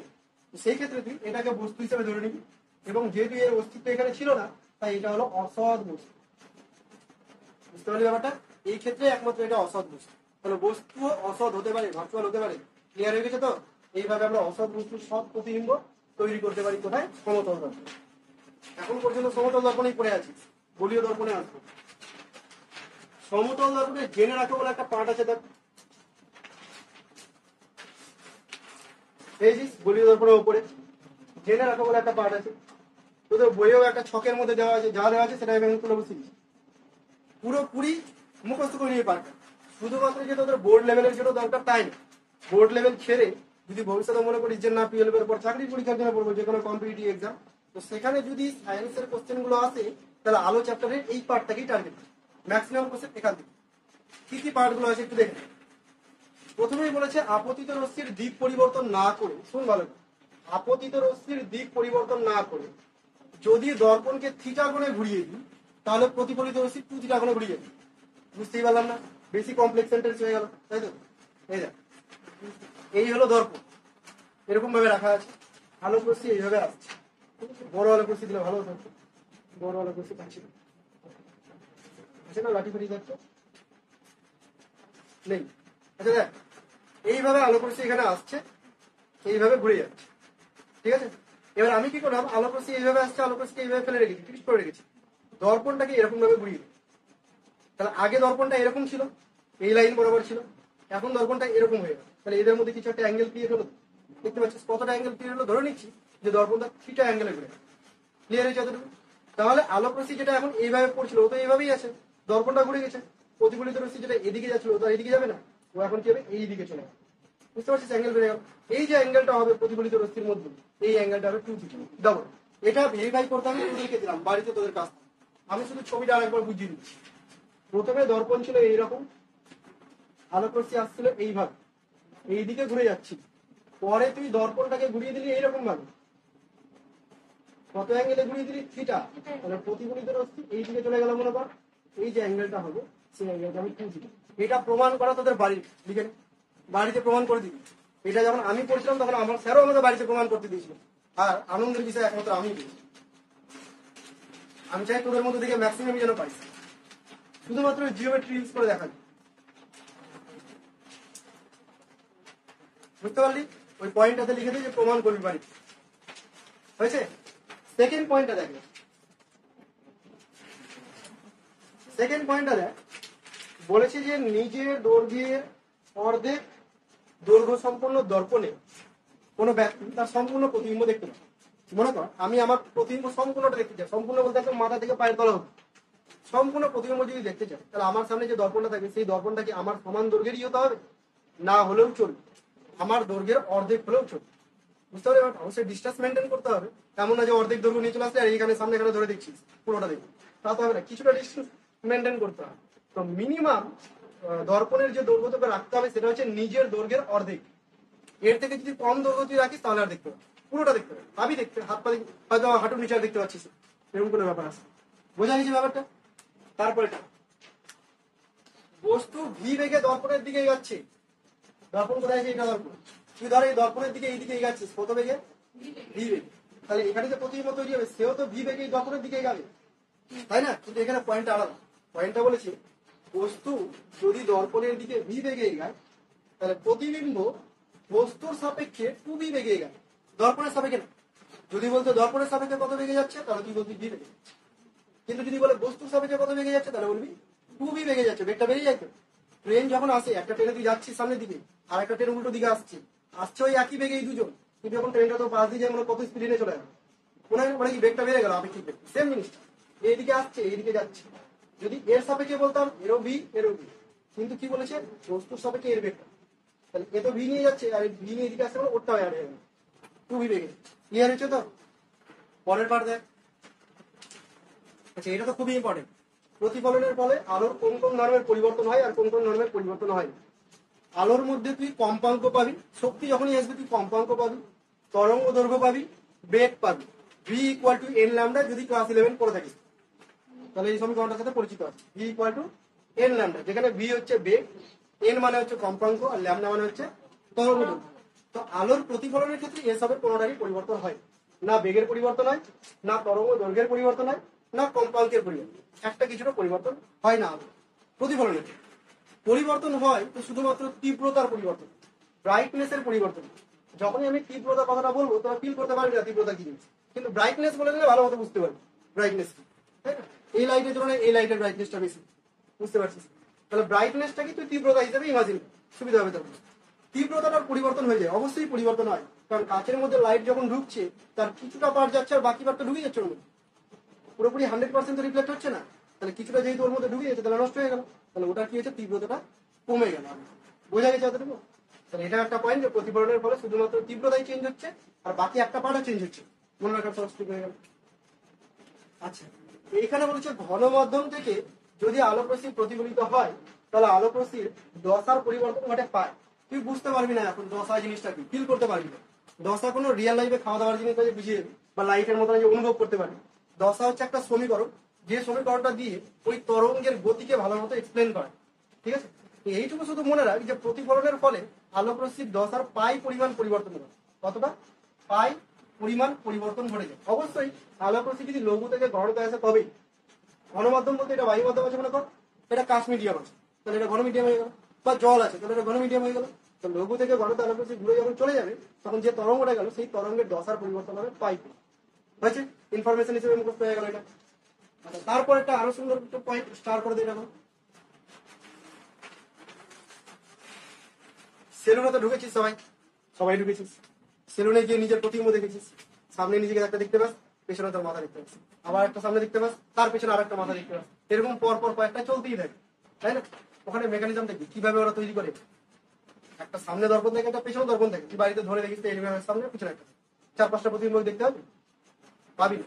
তখন দেখতে পাবি ওরা কি কি করে রাখে, যেখানে দেখা যায় কাঁচের পেছনে বোধহয় আরো 4-5টা কাঁচ দিয়ে রাখে নাকি? তাহলে কিভাবে তৈরি হয় আইডিয়া? হ্যাঁ, দুটা স্লাইড করা থাকে, অ্যাঙ্গেল করা থাকে।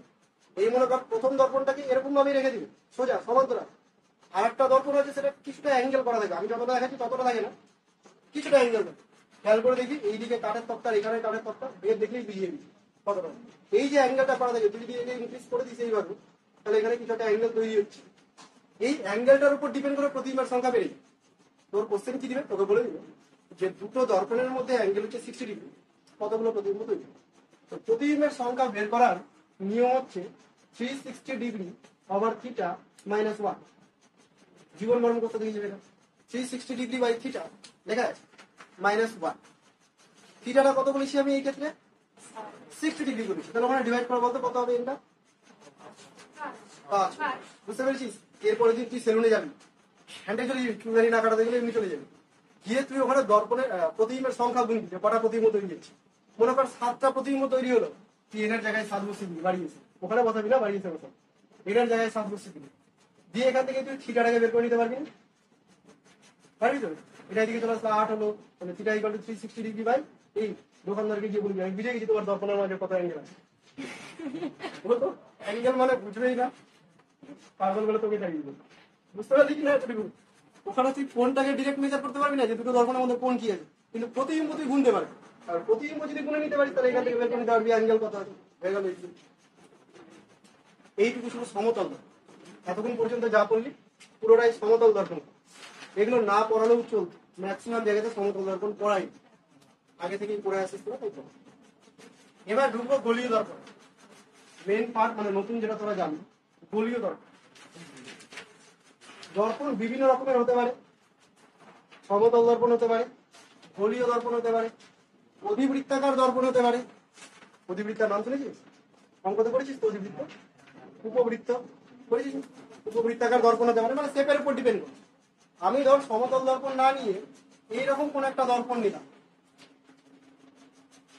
এরকম দর্পণ তোরা কোথাও দেখেছিস? এরকম দর্পণ কোথাও দেখেছিস? হ্যাঁ? গাড়ির হেডলাইটে দর্পণ থাকে, দেখেছিস? খুলে দেখেছিস?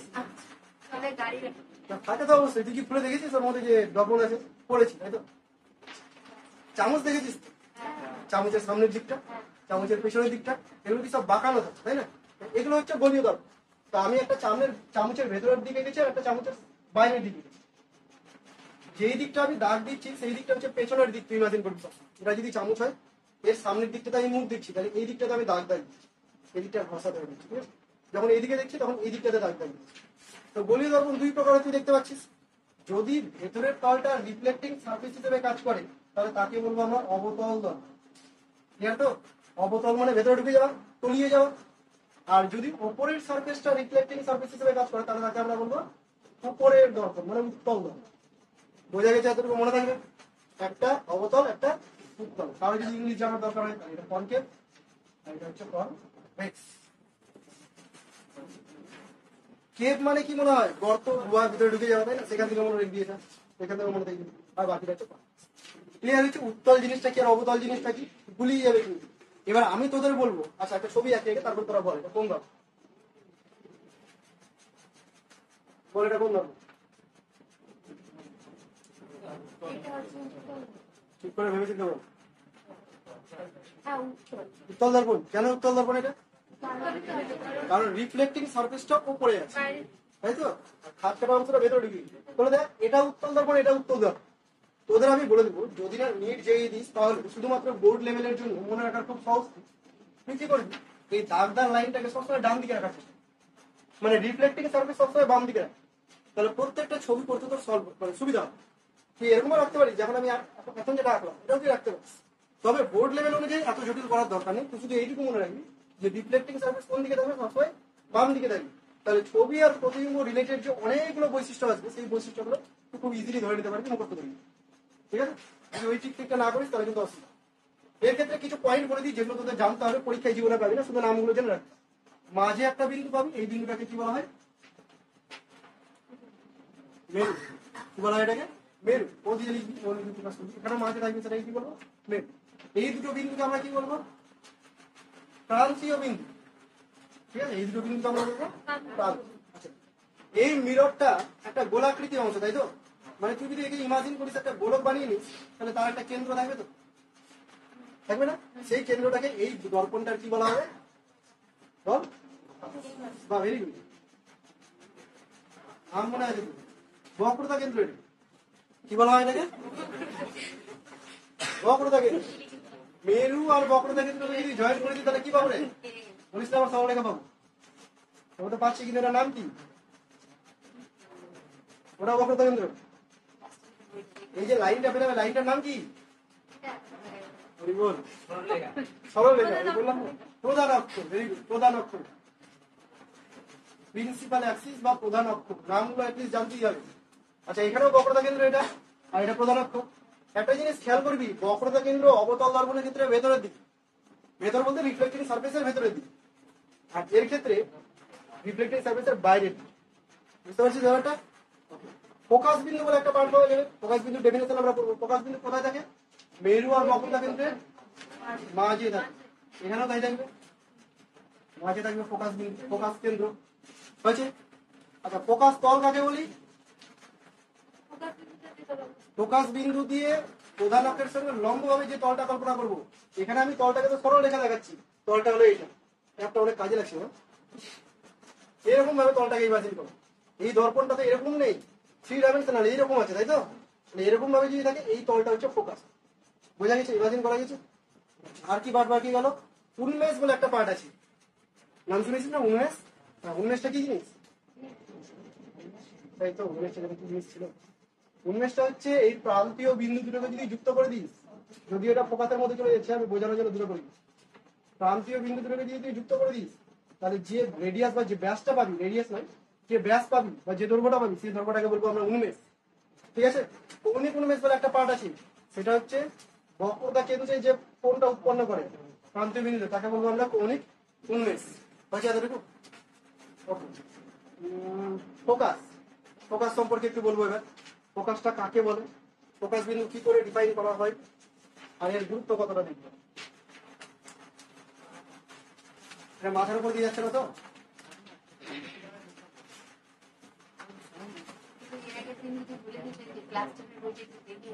বলে ভালো হতো। এই দেখ, অবতল দর্পণ ম্যাক্সিমাম ক্ষেত্রে বোঝানোর জন্য আমি অবতল দর্পণই আনছি, কারণ ওটা সোজা হয় তাই। এটা হলো মেরু, এটা হলো বক্রতা কেন্দ্র। ঠিক আছে? আলোক রশ্মি দর্পণের উপর এসে পড়বে। দুই ধরনের আলোক রশ্মি ভাগ করা, এর উপরে আপতিত রশ্মিকে দুই ভাগে ভাগ করা। একটাকে বলা হয় উপাক্ষীয় রশ্মি, আর একটাকে বলা হয় প্রান্তিক রশ্মি। নাম শুনেই বুঝতে পারছিস, প্রান্তিক রশ্মি মানে একদম প্রান্তের দিকে থাকবে, আর উপাক্ষীয় রশ্মি মানে একদম মেরুর খুব কাছাকাছি পড়বে। মানে প্রধান অক্ষের সঙ্গে যদি খুব অল্প কোণে কোনো রশ্মি আপতিত হয়, অল্প কোণ মানে বুঝতে পারছিস তো, প্রায় 4 ডিগ্রির কাছাকাছি, তার উপরে যাবে, এরকম কোনো যদি আপত্তি হয়, তাহলে সেই সব রশ্মিকে আমরা বলবো উপাক্ষীয় রশ্মি। ওকে? কিন্তু যদি দূরে দূরে আলোক রশ্মি আপতিত হয়, তাহলে তাদেরকে আমরা বলবো প্রান্তিক রশ্মি। ক্লিয়ার? আমরা এতক্ষণ পর্যন্ত, মানে আজকে থেকে শুরু করে লাইট চ্যাপ্টার শেষ করা পর্যন্ত যে রশ্মি নিয়ে আলোচনা করবো, সেগুলো সবই উপাক্ষীয় রশ্মি। মানে সবাই মেরুর কাছে আপতিত হয়েছে এবং খুব অল্প কোণে আপতিত, এটা ধরে নিয়ে আমরা করবো। কিন্তু ছবি আঁকার সময় আমি আলোক রশ্মি এত উঁচুতেই আঁকবো, বুঝলেন? তোকে বুঝে নিতে পারবো না, বুঝে গেছিস? এখন তুই যদি বলিস যে না এখানেই আঁকতে হবে, আমি এখানে দেখাবো, তুই বুঝতে পারলি না এইসব জায়গায় থাকবে। বুঝতে পারলি উপাক্ষীয় কি আর প্রান্তিক কি? এরা আলোক রশ্মি প্রধান অক্ষের সমান্তরাল ভাবে এসে আপতিত হবে, কোন দিকে যাবে সেটা। দর্পণ, আশা সারফেস, প্রধান অক্ষ, ফোকাস, বক্রতা কেন্দ্র। ফোকাস বক্রতা কেন্দ্র নেই। আলোক রশ্মি যদি এরকম প্রধান অক্ষের সমান্তরাল ভাবে এসে আপতিত হয়, প্রান্তিক লাইন উপাক্ষীয় রশ্মি, যদি এর সমান্তরাল ভাবে এসে আপতিত হয় তাহলে কি হবে, রিফ্লেক্ট করবে, তাই তো? আচ্ছা দেখ, রিফ্লেকশনের ল অনুযায়ী এখানে আমাকে একটা অবিলম্ব ড্র করতে হবে। তুই অবিলম্ব যদি ড্র করতে যাস তাহলে এইটা আমি তোর অবিলম্ব, একই না? ব্যাসার্ধটা এখানে লম্ব হিসেবে কাজ করে, বুঝতে পেরেছিস তো? এখানে যে কোনো এসে পড়লো সেই কোনো এখান থেকে ঘুরে যাবে। তুই যদি ছবিটাকে ভালো মতো আঁকতে পারিস স্কেল পেন্সিল ইউজ করে, তাহলে দেখবি এটা একটা নির্দিষ্ট বিন্দু দিয়ে দেবে। এটাকে ছেড়ে দে, অন্য কোনো একটা সমান্তরাল রশ্মি নিয়ে নে। এখানে তুই অবিলম্ব আঁকবি, তারপরে তুই এখান থেকে প্রতিফলন করবি, দেখবি ওই রশ্মিটা একটা নির্দিষ্ট বিন্দু দিয়েই যাচ্ছে। মানে যতগুলো সমান্তরাল রশ্মি আসবে প্রধান অক্ষের সাথে, সবাই কি করবে, প্রধান অক্ষের উপর একটা নির্দিষ্ট বিন্দুর মধ্যে দিয়ে ঢুকে চলে যাবে। ওই নির্দিষ্ট বিন্দুটাকে বলবো আমরা ফোকাস। বোঝা গেছে? আর এক্সপেরিমেন্টালি সরি ম্যাথামেটিক্যালি আমরা ডিরাইভও করবো যে এই ফোকাস বিন্দুটা এদের দুজনের মাঝে, এখনই করবো, ক্লাস 10 পরিচিত। এটা দেখো অবতল দর্পণ, উত্তল দর্পণ কি দোষ করবো, এটাও দেখেন। ঝগড়া লাগে লাভ নাই, গুরুত্ব দুজনকে একই রকম ভাবে। এই হলো বক্রতা কেন্দ্র। বক্রতা কেন্দ্র এখন ভেতরে দিবি।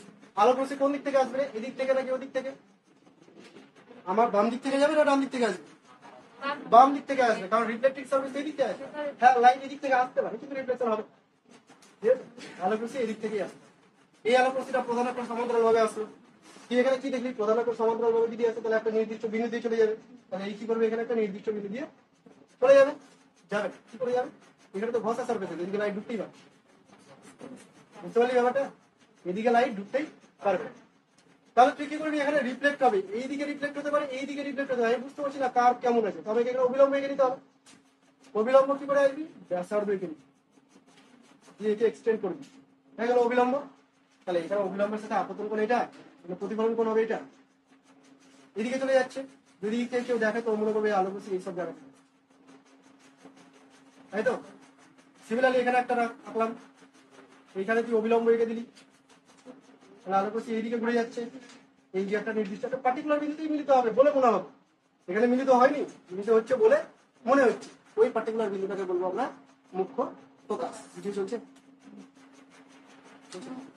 তাহলে মুখ্য ফোকাসের ডেফিনেশন দুই জায়গাতে দুরকম, এক জায়গাতে মিলে গেল আর এক জায়গাতে মিলছে বলে মনে হচ্ছে। তুই সংজ্ঞা কিভাবে দিবি, প্রধান অক্ষের সমান্তরাল ভাবে, শোনেন, প্রধান অক্ষের সমান্তরাল ভাবে আপতিত আলোক রশ্মি গুচ্ছ প্রতিফলনের পর, গোলীয় দর্পণে প্রতিফলনের পর যদি প্রধান অক্ষের উপর একটা নির্দিষ্ট বিন্দুতে মিলিত হয় বা প্রধান অক্ষের উপর একটা নির্দিষ্ট বিন্দু থেকে অপস্থিত হচ্ছে বলে মনে হয়, তবে ওই বিন্দুটাকে বলা হবে ওই দর্পণের মুখ্য ফোকাস। ক্লিয়ার হয়েছে? অসুবিধা নেই তো? আরে মুখ্য ফোকাস বলছে মানে কি আরো ফোকাস থাকে নাকি? থাকে গৌণ ফোকাস। মুখ্য যখন বলেছিল গৌণ বলেও কিছু আছে, গৌণ ফোকাস কারে করে, গৌণ ফোকাস কারে করে। এই হলো অবতল দর্পণ। তোরা শুধু ধৈর্য রাখ, বকর বকর আমি করবো। এটা মেরু, এটা বক্রতা কেন্দ্র, আর এটা হচ্ছে ফোকাস। ঠিক আছে? তুই দেখলি যে আলোক রশ্মি যদি প্রধান একটা সমান্তরাল ভাবে আসে তাহলে এখানে ফোকাস দিয়ে চলে যাচ্ছে। তখন কি হবে, আলোক রশ্মি যদি এর মধ্যে সমান্তরাল ভাবে না আসে, আলোক রশ্মি এইভাবে আসে, কিন্তু যে আলোক রশ্মি গুলো আসছে তারা নিজেদের মধ্যে সমান্তরাল ভাবে আসছে। বোঝা গেল? ওদের মধ্যে বন্ডিং এত ভালো যে ওরা নিজেদের মধ্যে সমান্তরাল আসবে, কেন আমি ওর সমান্তরাল যাবো?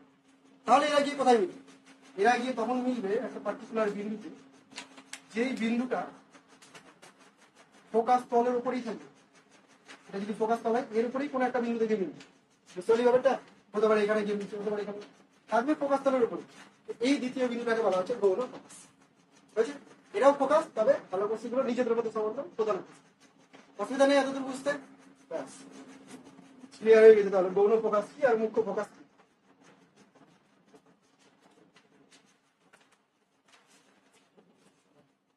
এবার যেটা বলছিলাম কিছুই করাইনি, তো শুরু হলো।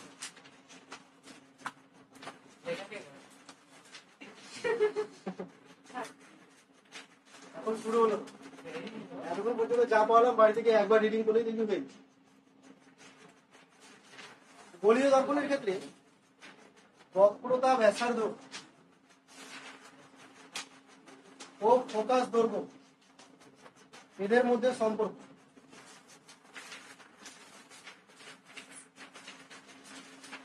কাকে নিব প্রথমে? অবতল দর্পণকে। যখন কিছু পাবি না অবতল দর্পণ করবি, এর ক্ষেত্রে সবকিছু সহজ হয়। এর ক্ষেত্রে দেখাবো বক্রতা ব্যাসার্ধ আর ফোকাস দৈর্ঘ্যের মধ্যে সম্পর্ক। একটা রশ্মি নিয়ে নিচ্ছি যে কোনো প্রধান অক্ষের সমান্তরাল, যেহেতু ফোকাস দৈর্ঘ্য দরকার আছে, তার ফোকাস দিয়ে আলোক রশ্মিকে যেতে হবে, সেই জন্য আমি সমান্তরাল আলোক রশ্মি নিয়ে নিচ্ছি। এইটা হলো ফোকাস, আর এটা কি বক্রতা কেন্দ্র। ঠিক আছে, এই নামগুলো না সবার লাস্টে দিবি, সবার লাস্টে দিবি, তার মানে আবার এরকম করেছে ভুলে গেলি দিতে পারো। সবার লাস্টে দিবি এই কারণে বলছি, তীর চিহ্নগুলো টেনে দিবি, তাহলে এই লেখাগুলোর উপরে ওভারল্যাপ করবে না। তো দেখ এটা এইভাবে চলে যাবে, এইখানে তুই একটা অবিলম্ব ড্র করবি, বুঝতে পারলি এতটুকু? এটার নাম হচ্ছে ও। এই কোণটা যদি আই কোণ হয় তাহলে এই কোণটা কত? আই কোণ, দুটো কোণই সমান সমান হবে। এই কোণটা, কোন কোণটা? এই কোণটা যদি আই কোণ হয়, এই কোণটা কত? বুঝিয়ে যাচ্ছি সবাই, যাই যাই বাদ দিয়ে এগুলোকে বুড়িমা, শুধু এই ত্রিভুজটার কথা ভাব। সি এফ এ, পেয়েছিস ত্রিভুজটা সি এফ এ?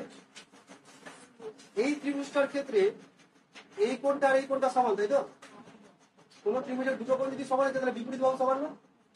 বিপরীত বাহু বলতে এটা এফ আর এটা হচ্ছে সি এফ, এরা দুজন সমান।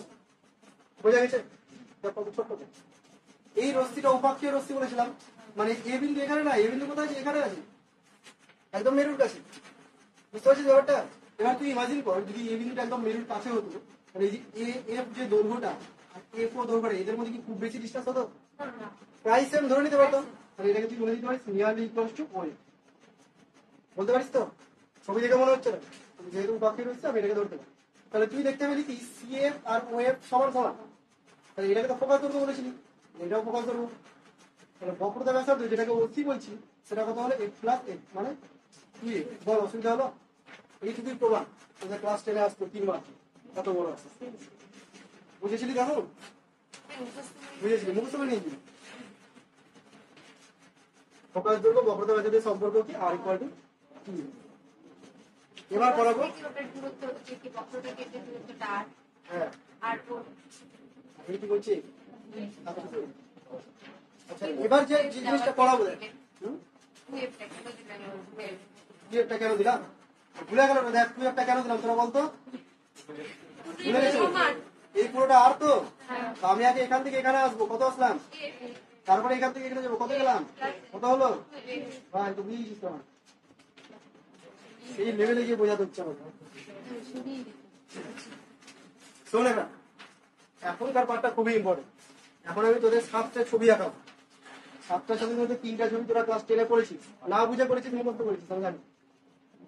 এখন এই 7টা ছবি করাবো। কেন ইম্পর্টেন্ট?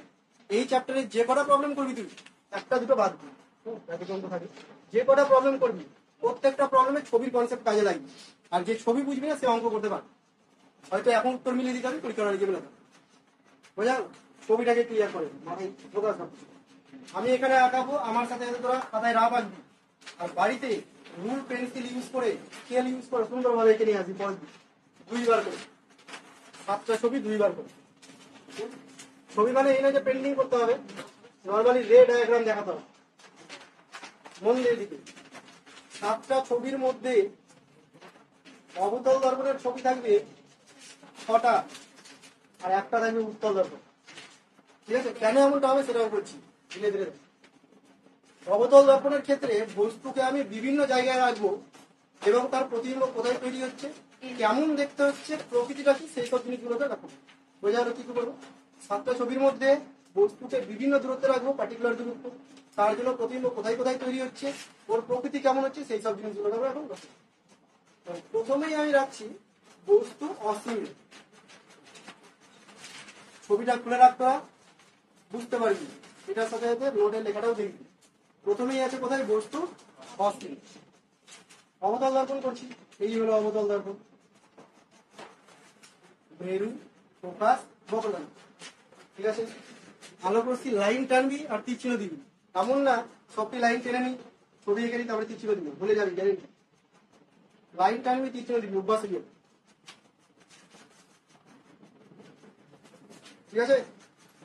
চলো এবার বলি, যদি কোনো বস্তু অসীম দূরত্ব থাকে, তুই এখানে কি করে আসবি? ওকে অসীম দূরত্ব বলতে শেষ নেই দূরত্ব, থাকতে পারবো না ওর দূরত্ব, তাই তো? মনে রাখবি সবসময় যে অসীম দূরত্ব যদি কোনো বস্তু থাকে সেইখান থেকে আলোক রশ্মি সব সময় সমান্তরাল ভাবে আসে, অথবা উল্টোটা, যদি আলোক রশ্মি সমান্তরাল ভাবে আসে তার মানে বস্তু অসীম দূরত্বে আছে। বোঝা গেছে এতটুকু? তাহলে আমি সমান্তরাল আলোক রশ্মি নিয়ে নিচ্ছি, তোদের আপত্তি নাই তো এরকম সমান্তরাল নিলে? দুটো সমান্তরাল রশ্মি নিয়ে নাও। ঠিক আছে, এই রশ্মিগুলো কোথায় যাবে দেখ, আমি বললাম প্রধান অক্ষ সমান্তরাল না হলে কোথায় গিয়ে মিলে, গৌণ ফোকাস, তাই তো? গৌণ ফোকাস কোথায় থাকবে? ফোকাস তলে থাকবে, এরা গিয়ে মিলবে গৌণ ফোকাস। এইদিকে হয়তো বস্তুটা এরকম ছিল, বস্তুকে তীর চিহ্ন দেওয়া হবে, হয়তো বস্তুটা এইদিকে এরকম ছিল, ওখান থেকে আলোক রশ্মি আসছিল, তাহলে তীর চিহ্ন এখানে এসে থাক উল্টে, বুঝতে পারছিস? উল্টে গেল না? এটা বস্তু তুই একে এমনি দেখিবি, ডট ডট দিয়ে দেখিবি, যে অসীম যেহেতু বস্তু ছিল। এখানে যে বস্তু প্রতিবিম্বটা তৈরি হলো, খেয়াল করে দেখ, প্রতিবিম্ব তৈরি হচ্ছে ফোকাস বিন্দু। কোথায় তৈরি হচ্ছে? ফোকাস বিন্দু বা ফোকাস তল বা গৌণ ফোকাস। তার মানে তুই বস্তুর অবস্থান বলতে চাইছিস যেটা ফোকাসে উৎপন্ন হয়েছে।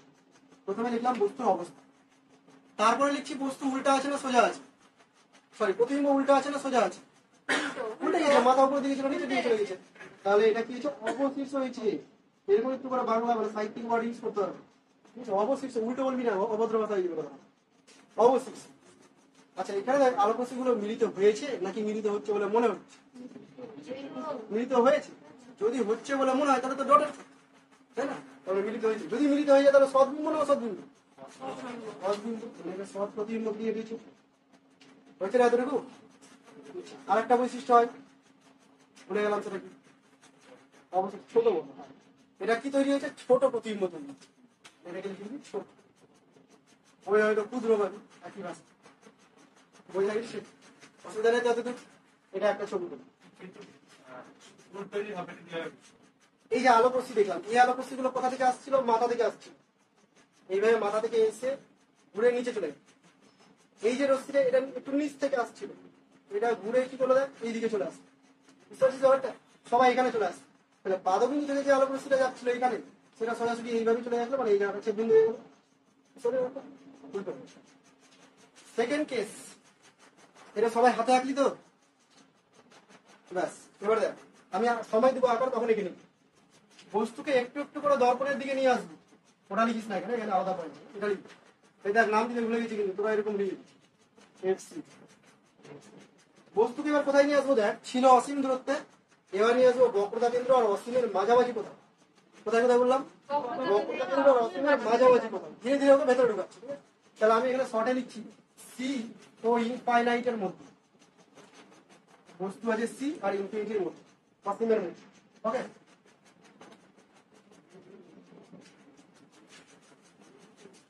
এটা ও, এটা ফোকাস, এটা নামটা আমরা পরে দিচ্ছি।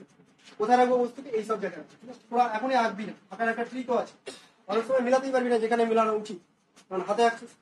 বলে দিচ্ছি কিভাবে কি করবি। দেখ এখানে আমি একটা বস্তুকে রাখলাম, আমার অনেকটা এক্সপিরিয়েন্স হয়ে গেছে বলে আমি জানি বস্তুকে কতটা বড় করলে ছবিটা সুন্দর হবে, কতটা ছোট করলে সুন্দর হবে, কতটা আগে পরে রাখলে সুন্দর হবে। বস্তুটা তুই এখানেও আঁকতে পারবি, এখানে আঁকতে গেলে তো ক্ষমতা নেই যে খাতার মধ্যে দিয়ে এঁকে যাবে, এখনই বুঝতে পারবি এখানে। দেখ এখান থেকে আলোক রশ্মি বের করবি, বস্তু এবার পেয়ে গেছিস তুই সামনে, তাহলে এখান থেকে আলোক রশ্মি বের করবি। কটা আলোক রশ্মি বের করবি? দুটো, প্রতিবিম্বের জন্য দুটো। একটাকে কি করে নিয়ে যাবো? একটাকে নিয়ে যাবো সোজা প্রধান অক্ষের সম্বন্ধে, এটা করে কি হবে? এটা করে ও ফোকাস দিয়ে চলে যাবে, ঠিক আছে রে? আপত্তি নেই। আর একটাকে কোথায় দিয়ে নিয়ে যাবি? বক্রতা কেন্দ্র, বক্রতা কেন্দ্র দিয়ে নিয়ে যাবে, তাহলে কোথা দিয়ে ঘুরে যাবে? এইভাবে চলে আসবে। কেন এইভাবে আসবে? বলে দিলাম বলে হ্যাঁ বলে দিবি। এই দেখ তুই বুঝতে পারলি না যে কোথা দিয়ে যাবে, তুই কি করবি? এখানে অবিলম্ব আঁকবি, এখানে যদি অবিলম্ব আঁকে তাহলে তো কেন্দ্র দিয়ে যাবে, এটাই অবিলম্ব, তাই না? অবিলম্বের সঙ্গে আপত্তি রশ্মি কত কোণ করলো? কোনো কোণই করলো না, 0 ডিগ্রি, তাহলে 0 ডিগ্রি দিয়ে ঘুরে যাবে, মানে এইভাবেই ঘুরে চলে যাবে। বক্রতা কেন্দ্র দিয়ে আলোক রশ্মি গেলে কোথা দিয়ে যাবে? বক্রতা কেন্দ্র দিয়ে ঘুরে যাবে, মনে দিয়ে যাবে এরপর থেকে। তাহলে এই যে রশ্মিটা, এটা প্রতিফলিত হলো আর এটা প্রতিফলিত হলো, এরা গিয়ে কোথায় মিট করলো? তাহলে এটার মাথাটা এখানে গিয়ে মিট করলো, এইটা হচ্ছে প্রতিবিম্ব। বুঝতে পারলি ব্যাপারটা? যা প্রতিবিম্ব কোথায় তৈরি হয়েছে? প্রতিবিম্ব তৈরি হয়েছে এফ আর সি এর মধ্যে। এগুলোকে নোট করবি কিন্তু, মাথার মধ্যে এগুলো ক্যাচ করা, এফ আর সি এর মধ্যে। এগুলোই তোকে আলটিমেট মনে রাখতে হবে, এফ আর সি এর মধ্যে। এই তো অবশিষ্ট হয়েছে, এখনো দুটা হবেই আছে। আচ্ছা, তারপরে এটা সৎ না অসৎ রে? সৎই হয়েছে, মিলেছে। আর ছোট না বড় হয়েছে? ছবি দেখে তো বুঝতেই পারছিস ছোট হয়েছে। এবার দেখ, এবার দেখ এটা একটু ভুল করি, ছবিটা যদি তুই এখানে আঁকতি, যদি এখানে আলোক রশ্মি এটাকে দিয়ে নিয়ে চলে যেতে এইভাবে, কোনো অসুবিধা নেই। এটাকে যখন এর মধ্যে দিয়ে নিয়ে এটা কোথায় যাবে? বুঝতে পারছিস ব্যাপারটা? দর্পণ কিরকম করতে হবে। অ্যাবনর্মাল দর্পণ হলো। বুঝতে পারলি? তার জন্য কি করতে হলো, এটাকে দূরে করতে হলো যাতে আলোর গতিটা তীর্যক হয়, কাছাকাছি গিয়ে যেন। আর এটাকে আবার বড় করে দিস না, বড় করে দিলে তো ওই একই ব্যাপার, নিচের দিকে চলে যাচ্ছে। তাহলে এখানে যতটা বললাম ছোট করার চেষ্টা, তাহলে এতটা ছোট করেছে যে এখানে আঁকাই যাচ্ছে। এগুলোই তোকে প্র্যাকটিস, বোঝা গেছে? এখন এখানে বাড়িতে আবার স্কেল পেন্সিল নেওয়া।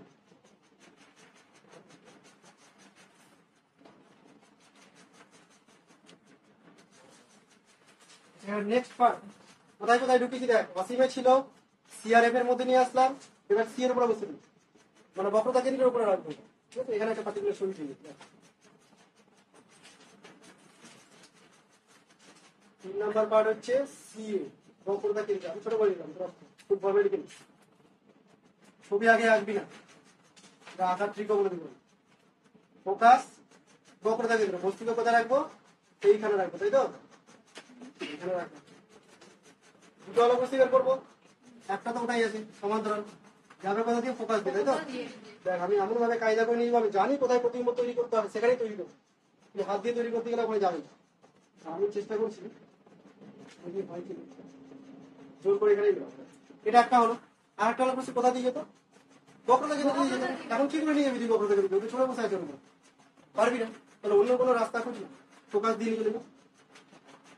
যদি ফোকাস দিয়ে যায় তাহলে কিভাবে যাবে? সমান্তরাল ভাবে যাবে, মানে রিভার্স পথ ফলো করে। সমান্তরাল গেলে ফোকাস, তো ফোকাস গেলে সমান্তরাল, মানে এই যাবে সমান্তরাল। ঠিক আছে, চিটিং করে মিলাবো দেন, আমি জানি কোথায় চলে যাবে, তাও তো চিটিং হলো না।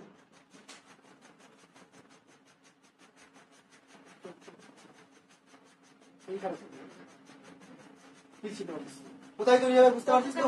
বক্রতা কেন্দ্রে। আরেকটা জিনিস খেয়াল রাখবি, এর শেপ যা হবে এর শেপ তাই হতো।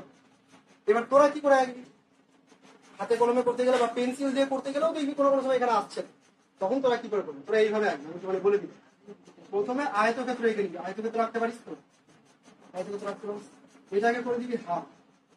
এটা হাফ হলো না, 1/3। এটাকে করে দিবি হাফ। ঠিক আছে, এইখানে দর্পণ বানিয়ে দিবি এটাকে। বুঝতে পারছিস? সব তো পেন্সিল দিয়ে করছিস, যা করছিস তাই করতে হবে।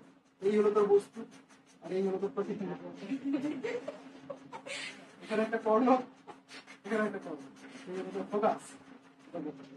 শেষে শুধু তীরচিহ্ন, তীরচিহ্নগুলো একটু খেয়াল রাখিস, তাহলে স্যার বুঝে নেবে যে চিটিং করেছিস। কোন দিকে ডাইরেকশন আছে? এই দিকে, উল্টা পাল্টা ডাইরেকশন দিতে হবে। বোঝা গেছে না? পরে চাইলে একটু মিটিয়ে দিতে পারিস, আর না চাইলে রেখে দিতে পারিস, কোনো অসুবিধা নেই না। এখান থেকে আমরা অবিলম্ব ড্র করি, এখনো কোনো অসুবিধা। বোঝা গেছে এতটুকু? বৈশিষ্ট্য কোথায় তৈরি হলো? বক্রতা কেন্দ্রে, সিটেই তৈরি হয়েছে। অবশিষ্ট না সংশ্লিষ্ট? অবশিষ্ট। সৎ না অসৎ? সৎ। ছোট না বড়? সমান। তাহলে দেখ একটাই কেস পেলি, যখন প্রতিবিম্ব বস্তুর আকারে সমান হচ্ছে। কোশ্চেনে যদি কখনো বলে দেয় যে প্রতিবিম্বের দূরত্ব, বস্তু এবং প্রতিবিম্বের দৈর্ঘ্য সমান, তাহলে বস্তু কত দূরত্বে ছিল? বস্তু যে প্রতিবিম্ব যে দূরত্ব তৈরি হয়েছে, বস্তু সেই দূরত্বে ছিল। বোঝা গেছে?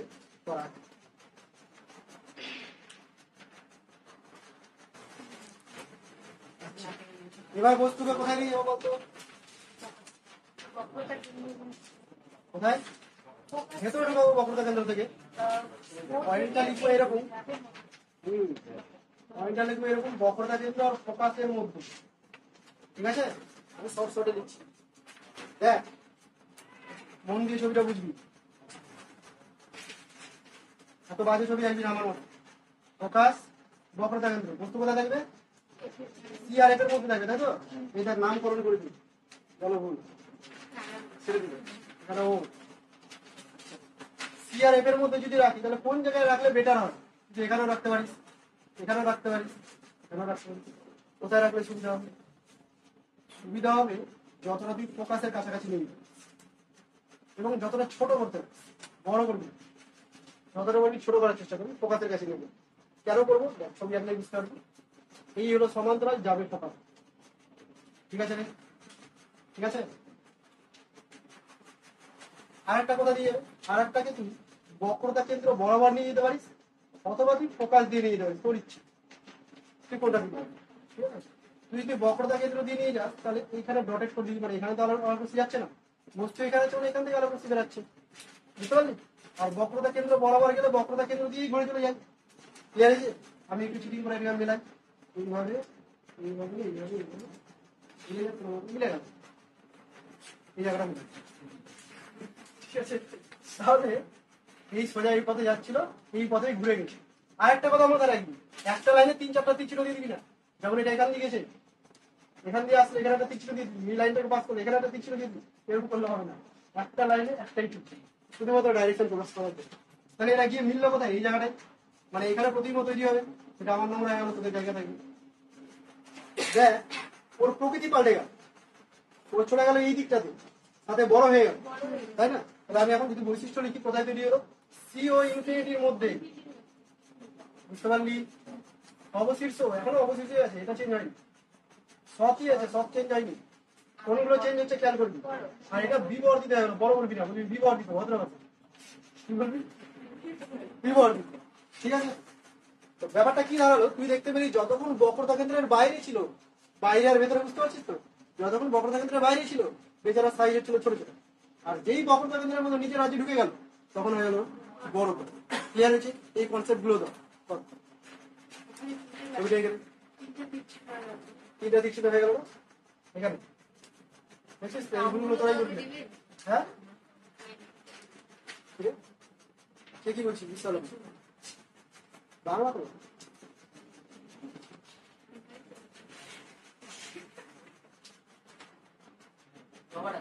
চলো এবার চিটিং করি, কি করে চিটিং করতে হয় দেখ।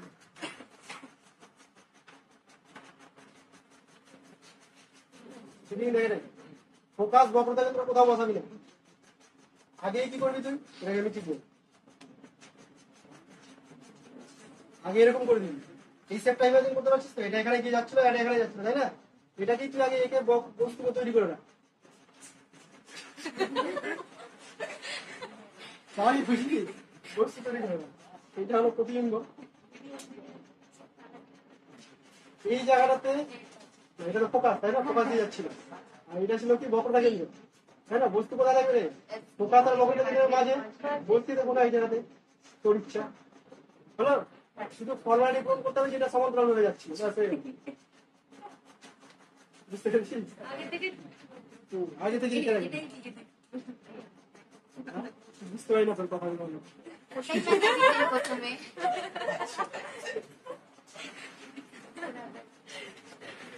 মিটালাম, দেখে না এবার কোথায় থাকবে বস্তু বল? এবার ও এবং এফ এর উপর ও আর এতে চলে যাবে, আগে এফে বসায়, আগে ফোকাসে বসে, 5 নাম্বার ফোকাসে। তোরা এখন আগে থেকে বলতে পারা উচিত যে ফোকাসে বস্তু রাখলে প্রতিবিম্ব কোথায় তৈরি হবে? অসীমে তৈরি হবে, রিভার্স পার, তাই না? অসীমে ছিল, ফোকাসে তৈরি হয়েছিল, ফোকাসে বসালাম তো অসীমে চলে যাবে। এই হলো ফোকাস, আর এই হলো বক্রতা কেন্দ্র, এখানে তুই বস্তু বসিয়ে দিবি। এই জায়গাটা আঁকাটা একটু টেকনিক ইউজ করতে হবে, দেখ প্রত্যেকটাতেই তাই আছে। প্রথমে সমান্তরাল ভাবে আলো করছি যাবে, ফোকাস দিয়ে বেরিয়ে যাবে, ঠিক আছে? এইভাবে ফোকাস দিয়ে বেরিয়ে যাবে। আরেকটা আলো করছি কি করি, বক্রতা কেন্দ্র বরাবর বের করার চেষ্টা করবি। বক্রতা কেন্দ্র বরাবর বের করলাম, ও কি করবে? বক্রতা কেন্দ্র দিয়েই চলে যাবে। এই যে রশ্মি দুটো যাচ্ছে, এটা আর এটা, এরা দুজন সমান্তরাল হবে, না ছড়িয়ে যাবে না কাছে আসবে, সমান্তরাল হবে। আর সমান্তরাল ভাবে যাওয়া মানে কোথায় গিয়ে মিলবে? অসীমে গিয়ে মিলবে, মানে বস্তু প্রতিবিম্ব অসীমে তৈরি হবে, ঠিক আছে? আঁকবি কি করে? ওই ওটার মতো, প্রথমে এটা করে নিবি, তাই না? প্রধান অক্ষ টেনে এরকম আর এরকম আগে টেনে, তারপরে বৈশিষ্ট্য লিখছি। প্রতিবিম্ব তৈরি হলো অসীমে। আচ্ছা, প্রতিবিম্ব অবশিষ্ট না সমশীর্ষ? এখন পর্যন্ত সমশীর্ষ হতে পারলো না, ওই এখনো অবশিষ্টই দিকে আছে। সৎ নাকি অসৎ? এটা ভেবে চিন্তে বলো, সৎ নাকি অসৎ? মিলে সৎটা হবে, অসৎ বলছিস? হ্যাঁ, তোরা বল, তোদের কি কোনো রায় নেই নাকি? নোট দেখে নিয়েছি, এটা সৎ প্রতিবিম্ব হবে। কেন? আমি মিলাতে পারছি না, আমার রেঞ্জ নেই, কিন্তু আলো প্রস্থিত যাচ্ছে মিলার জন্যই। এটা তো ডটেড লাইন না যে মিলবে বলে মনে হচ্ছে, বুঝতে পারলি ব্যাপারটা? তাহলে এটা সৎ প্রতিবিম্ব। আর একটা বৈশিষ্ট্য কি, ছোট না বড়? যত নিচে গেছে বড় হতে থাকছে, তাহলে শুধু বড় না, অসীম ভাবে বিবর্ধিত, ভয়ানক বিবর্ধিত, অসীম ভাবে বিবর্ধিত। হয়েছে বোঝা?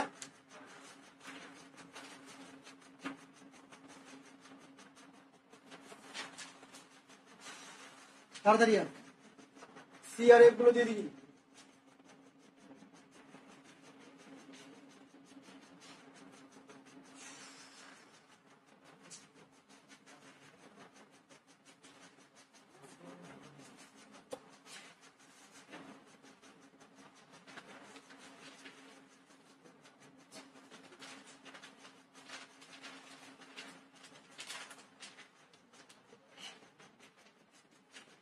তাড়াতাড়ি আর, তাড়াতাড়ি আর।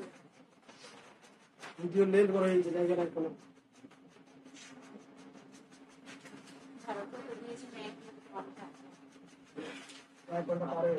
আচ্ছা, এবার কোথায় বস্তু রাখবো রে? কোথায় বস্তু রাখবে? এবার ফোকাস তো নিয়ে নিয়েছি, এরপর কোথায় যাবে? এবার ফোকাস আর মেরু মাঝে, এফ ও ও এর মধ্যে।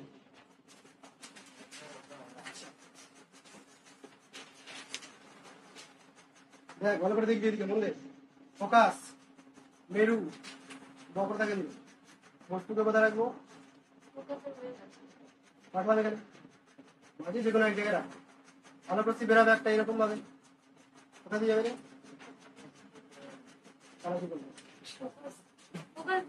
ফোকাস দিয়ে গেল। আর একটা আলাদা প্রস্তুতি কিভাবে যাবে? বক্রতা কেন্দ্র বরাবর। এটাও কোথায় রাখতে খুব অসুবিধা। বক্রতা কেন্দ্র বরাবর যাবে, কিন্তু যেতে পারবে না, ঘুরে চলে যাবে। কোন দিকে গিয়ে মিলবে এরা? মিলবে? এ তো ছড়িয়ে যাচ্ছে, কি করে মিলবে? তো কোনো জায়গায় মিলবে না। তাহলে কেউ যদি এদিক থেকে দেখে লাইটটাকে, এইভাবে তো লাইটটাকে দেখছি, কপি লেগে আসবে, আসছে কোথা থেকে আসছে বলে ওর মনে হচ্ছে?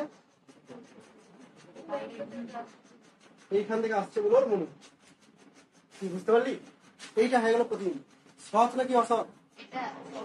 অসৎ। তাহলে এতক্ষণ তুই একটা অসৎ প্রতিবিম্ব পেলি, আর যখনই তুই অসৎ পেয়ে গেলি তখনই ওর সমচিত্র হয়ে গেল, তাই তো? অবতল দর্পণের ক্ষেত্রে, উত্তল দর্পণে তো যাইনি আমি। অবতল দর্পণের ক্ষেত্রে যখনই তুই অসৎ পেয়ে গেলি সমচিত্র হয়ে গেল। আচ্ছা, বিবর্ধিত নাকি ছোট? বিবর্ধিতই হলো। আর কোথায় তৈরি হলো এটা? দর্পণের পেছনে লেখা আছে, দর্পণের পেছনে। বস্তু যেদিকে আছে তার উল্টো দিক, বস্তু যেই দিকে আছে তার উল্টো দিক।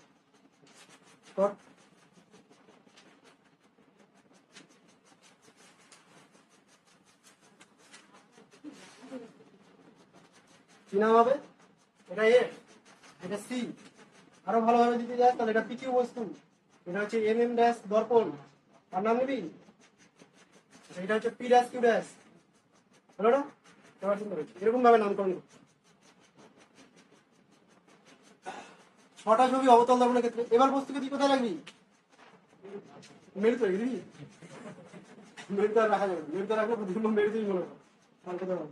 এবার উত্তল দর্পণের ক্ষেত্রে করি, তাহলে এতগুলো 6টা করলি অবতল দর্পণে, উত্তল দর্পণে 6টা আসবে না?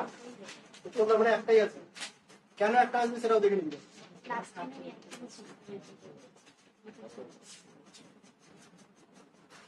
উত্তল দর্পণ, উত্তল দর্পণ, এইটা উত্তল দর্পণ, তাই তো? কি বলেছিলাম? বস্তুকে সবসময় বাম দিকে রাখার চেষ্টা করবো, মানে লাইট যেন বাম দিক থেকে আসে, সেইভাবে আঁকলাম। এই হচ্ছে প্রধান অক্ষ, এইটা ফোকাস, এটা বক্রতা কেন্দ্র, ঠিক আছে? এবার দেখ, বস্তু যদি এদিকে রাখতে পারছিস না, বস্তুকে তোকে এদিকে রাখতে হবে। আর এইদিকে না ফোকাস আছে না বক্রতা কেন্দ্র আছে, তাই না? তাহলে বস্তু দূরত্ব তুই কিভাবে ডিফাইন করবি? কোনোভাবেই ডিফাইন করতে পারছিস না। তুই যেখানে রাখ না কেন প্রতিবিম্ব একরকমই তৈরি হবে। দেখ কেমন তৈরি। এখানে বস্তু রাখলাম, ঠিক আছে?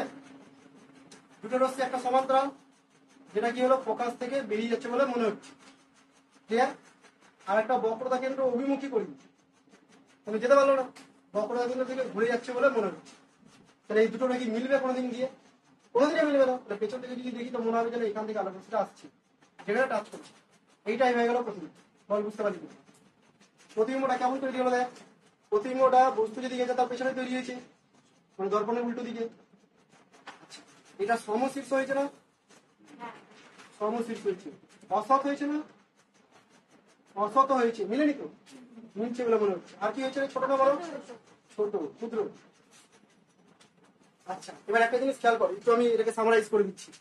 অবতল দর্পণ আর উত্তল দর্পণ। অবতল দর্পণের লাস্ট ছবিটার দিকে দেখ, উত্তল দর্পণের এই ছবিটার দিকে।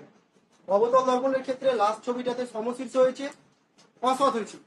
উত্তল দর্পণের ক্ষেত্রে সমশীর্ষ হয়েছে, অসৎ হয়েছে। তাহলে একটা জিনিস ক্লিয়ার হয়ে গেল যে গোলীয় দর্পণ সেটা উত্তল হোক বা অবতল হোক, যদি প্রতিবিম্ব অসৎ হয় তাহলে সমশীর্ষ হতেই হবে, যদি সমশীর্ষ হয় তাহলে অসৎ হতেই হবে। ছোট আর বড়টা উল্টো পাল্টা।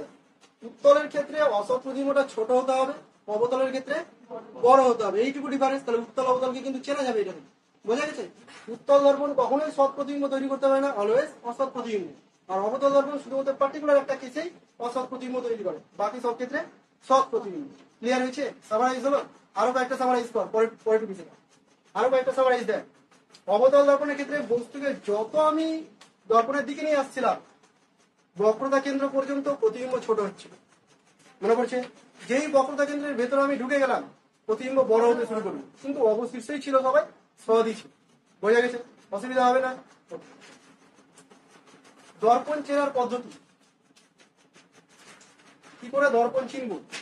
দেখ, সাধারণ দৃষ্টিতে মনে হবে দর্পণ কি করে আবার চিন্তা, সমতল উত্তল অবতল তো বাঘ দেখেই বুঝিয়ে যাবে সমতল না উত্তল না অবতল। কিন্তু ওই যে প্রথমে আমি একটা এক্সাম্পল দিলাম, ড্রেসিং টেবিলের আয়না, দেখে মনে হয় যে এরকম বাঁকানো আছে। যখন দূর থেকে নিজের ছবি দেখবি, থুতনি বড় হয়ে যাবে, তখন তুই বুঝতে পারবি যে ওটা বাঁকানো আছে। তা না হলে তো তোর মনে হয় যে সমতল দর্পণ, তাই না? এবার ধর ওই দর্পণটার অত বড়টাও দিলাম না, জাস্ট ছোট একটা টুকরো এনে তোকে দিয়ে দিলাম, তোর ক্ষেত্রে কি মনে হবে? সমতল দর্পণই আছে। এবার তুই বুঝবি কি করে সমতল উত্তল নাকি অবতল? তার জন্য কি করবি? তোর আঙুলকে ইউজ করবি। কিভাবে আঙুলকে ইউজ করবি? দর্পণের একদম কাছে নিবি। যদি সমতল হয়, তুই আঙুলটাকে এখানে রাখ, এখানে রাখ, যেখানে রাখ। সমতল দর্পণে যে প্রতিবিম্বটা তৈরি হবে, সেই প্রতিবিম্বটা সবসময় সমান আকারে তৈরি হয়, তাই তো? তাহলে যদি প্রতিবিম্ব সমান আকারে তৈরি হয়ে যায়, আঙুলের সমান দৈর্ঘ্য পেয়ে যাস, তাহলে তুই বুঝে যাবি এটা সমতল দর্পণ। ক্লিয়ার? যদি এই প্রতিবিম্বটা এখানে এসে দেখিস যে বড় হয়ে গেছে, তার মানে এটা অবতল দর্পণ ছিল। অবতল দর্পণের মেরুর কাছে যদি বস্তু থাকে, তবেই তো প্রতিবিম্বটা অসৎ হয়ে বড় হয়ে যাচ্ছে। তাহলে বড় প্রতিবিম্ব তৈরি হয়ে গেলে তুই বুঝে গেলি এটা আছে অবতল দর্পণ।